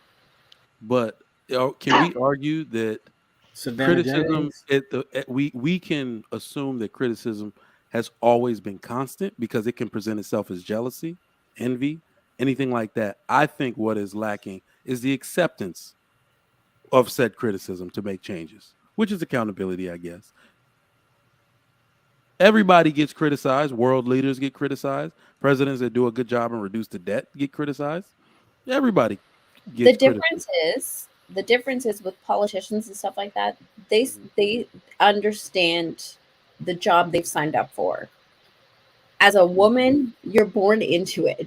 Like once you become of age, you immediately face that criticism. Like you don't get an opportunity to opt into it. And I think that's really the difference when it comes to men who are in positions of power. Yeah. And just being a woman existing in the world. And I think the criticism can also lead to what y'all was saying, shame. But the difference is the shame isn't necessarily coming from the outside, is now being internalized with the criticism. So when you say accountability, asking for accountability, if as a woman you're already dealing with the critique and the criticism, and then internalize that critique and criticism as shame, you're going to feel like you always have to be on the defensive. And I think that's probably what y'all see on the other end when you are trying to hold us accountable. It may be read as here's another critique of me not doing something right. Here's something else wrong with me. And so I think that's kind of the dichotomy between what y'all are looking at as not holding, being accountable, whereas we might be interpreting it as another critique.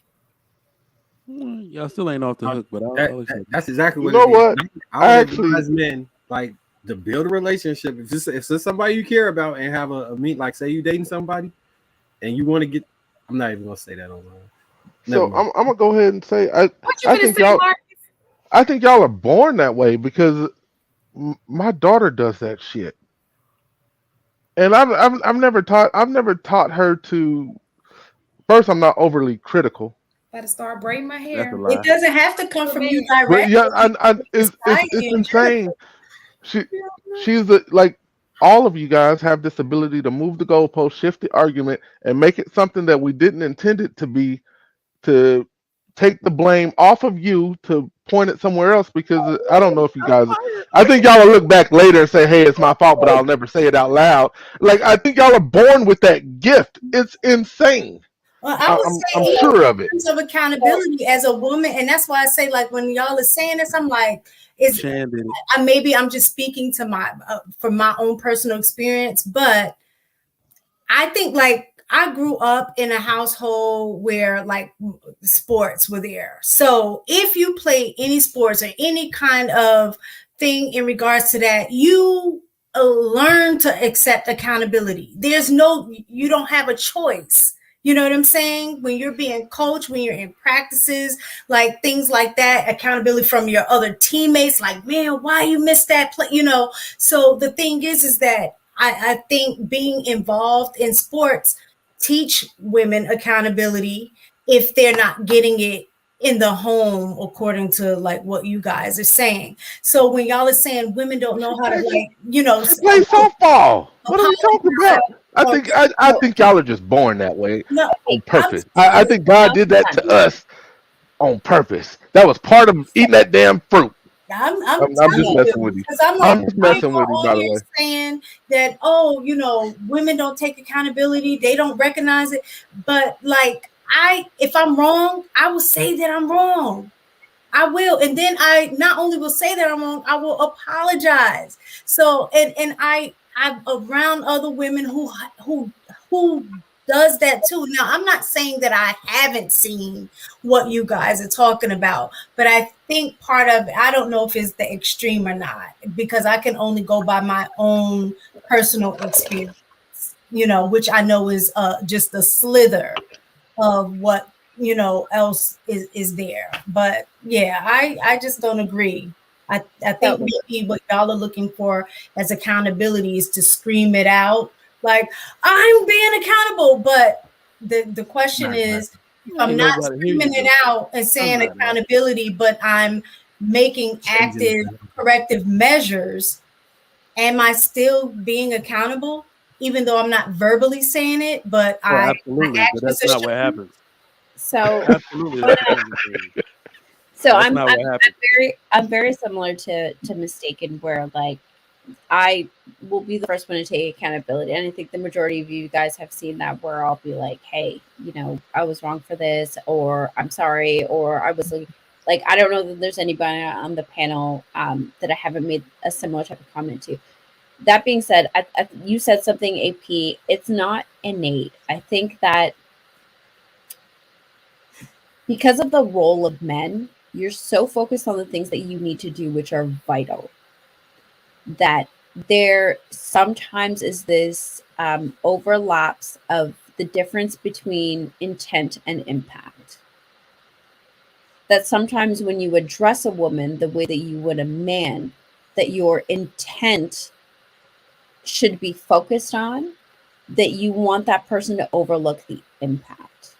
That when you say something in particular that's deeply hurtful to a woman that wouldn't be to a man because he's built to take it on the chin, that when a woman cries out and says, hey, this really hurt my feelings and it really had me messed up, it is perceived as a lack of accountability.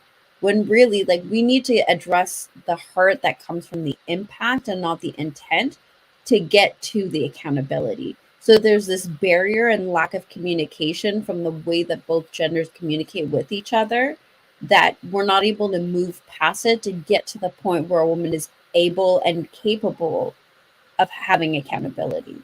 And it's not just you. I've found that that's like a common occurrence amongst most men, where you should take my intent, but the impact, we can just go ahead and ignore that because my intent is good.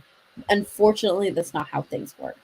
And yes, Trigger Mike, yes, it's true for the opposite, right? I'm not negating that because I like to take accountability. Yes, it is true that women need to take heed of the impact that they put on men and not necessarily their intent. It is both ways. I got two things to say. Hold on, let me just ask these two things.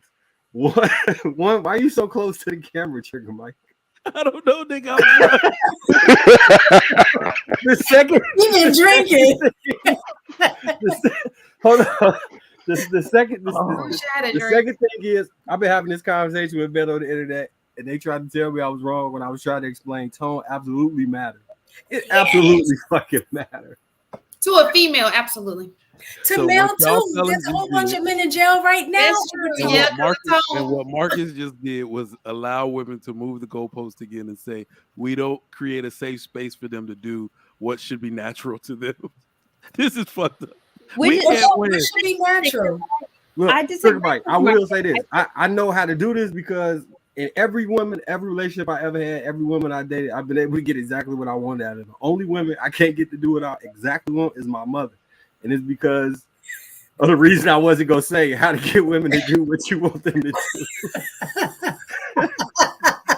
So, All right, I think it's time for us to go to bed. Wait, that girl done braided the sleep braid. All right, she ready to go About to to tie bed. this thing around. that's what Let's you was not get looking at, sleep. that braid. That's my That's bunny. nice braid, huh? That's my I'm gonna bunny. go get a Skills is on donut. point. Damn, wine. The wine buzz. Listen, man, the wine buzz can be worse than the liquor buzz. I I'm telling see. Just get his eyes all open. you. Damn. Marcus said, "Why you so close to the camera?" He said, "Nigga, I don't know." Oh, my chest is hot. Y'all so silly. All right, Shan, close us out. All right, you guys, thank you so much. Another Friday night next week, 9:30 p.m. Eastern Standard Time. Thanks, you guys. Y'all, it's almost May, my birthday. For the entire month, we get to celebrate my birthday. Isn't that so lovely? Shane, have you been watching Fantasy Island Girl footage? Did you? What? All right. Okay. What? Marcus, why'd you ask me that? It's an inside joke. Trigger Mike might get it. But No, he didn't get nothing right now. You see his I'm not face? gonna pick up with anything right now. Oh gosh. My head feel like it's breathing. What kind of wine was that? I need some. This is Port Barrel Reserve from one of the wineries here in Texas. I went there on my first anniversary. I've been buying bottles ever since. Oh, that is funny. This port stuff. Did you eat? Or you drinking on did. empty stomach? You know what? I skipped dinner. Trying to do this fast thing where you stop eating by 5 o'clock. Oh, but you still drink. On Friday, yeah. All right, you guys. So we're gonna wrap it up. So good night, everybody. Thanks you guys for hanging in there with us. We will see you next week, 9:30 p.m. Eastern Standard Time. Night. You gonna hit the button?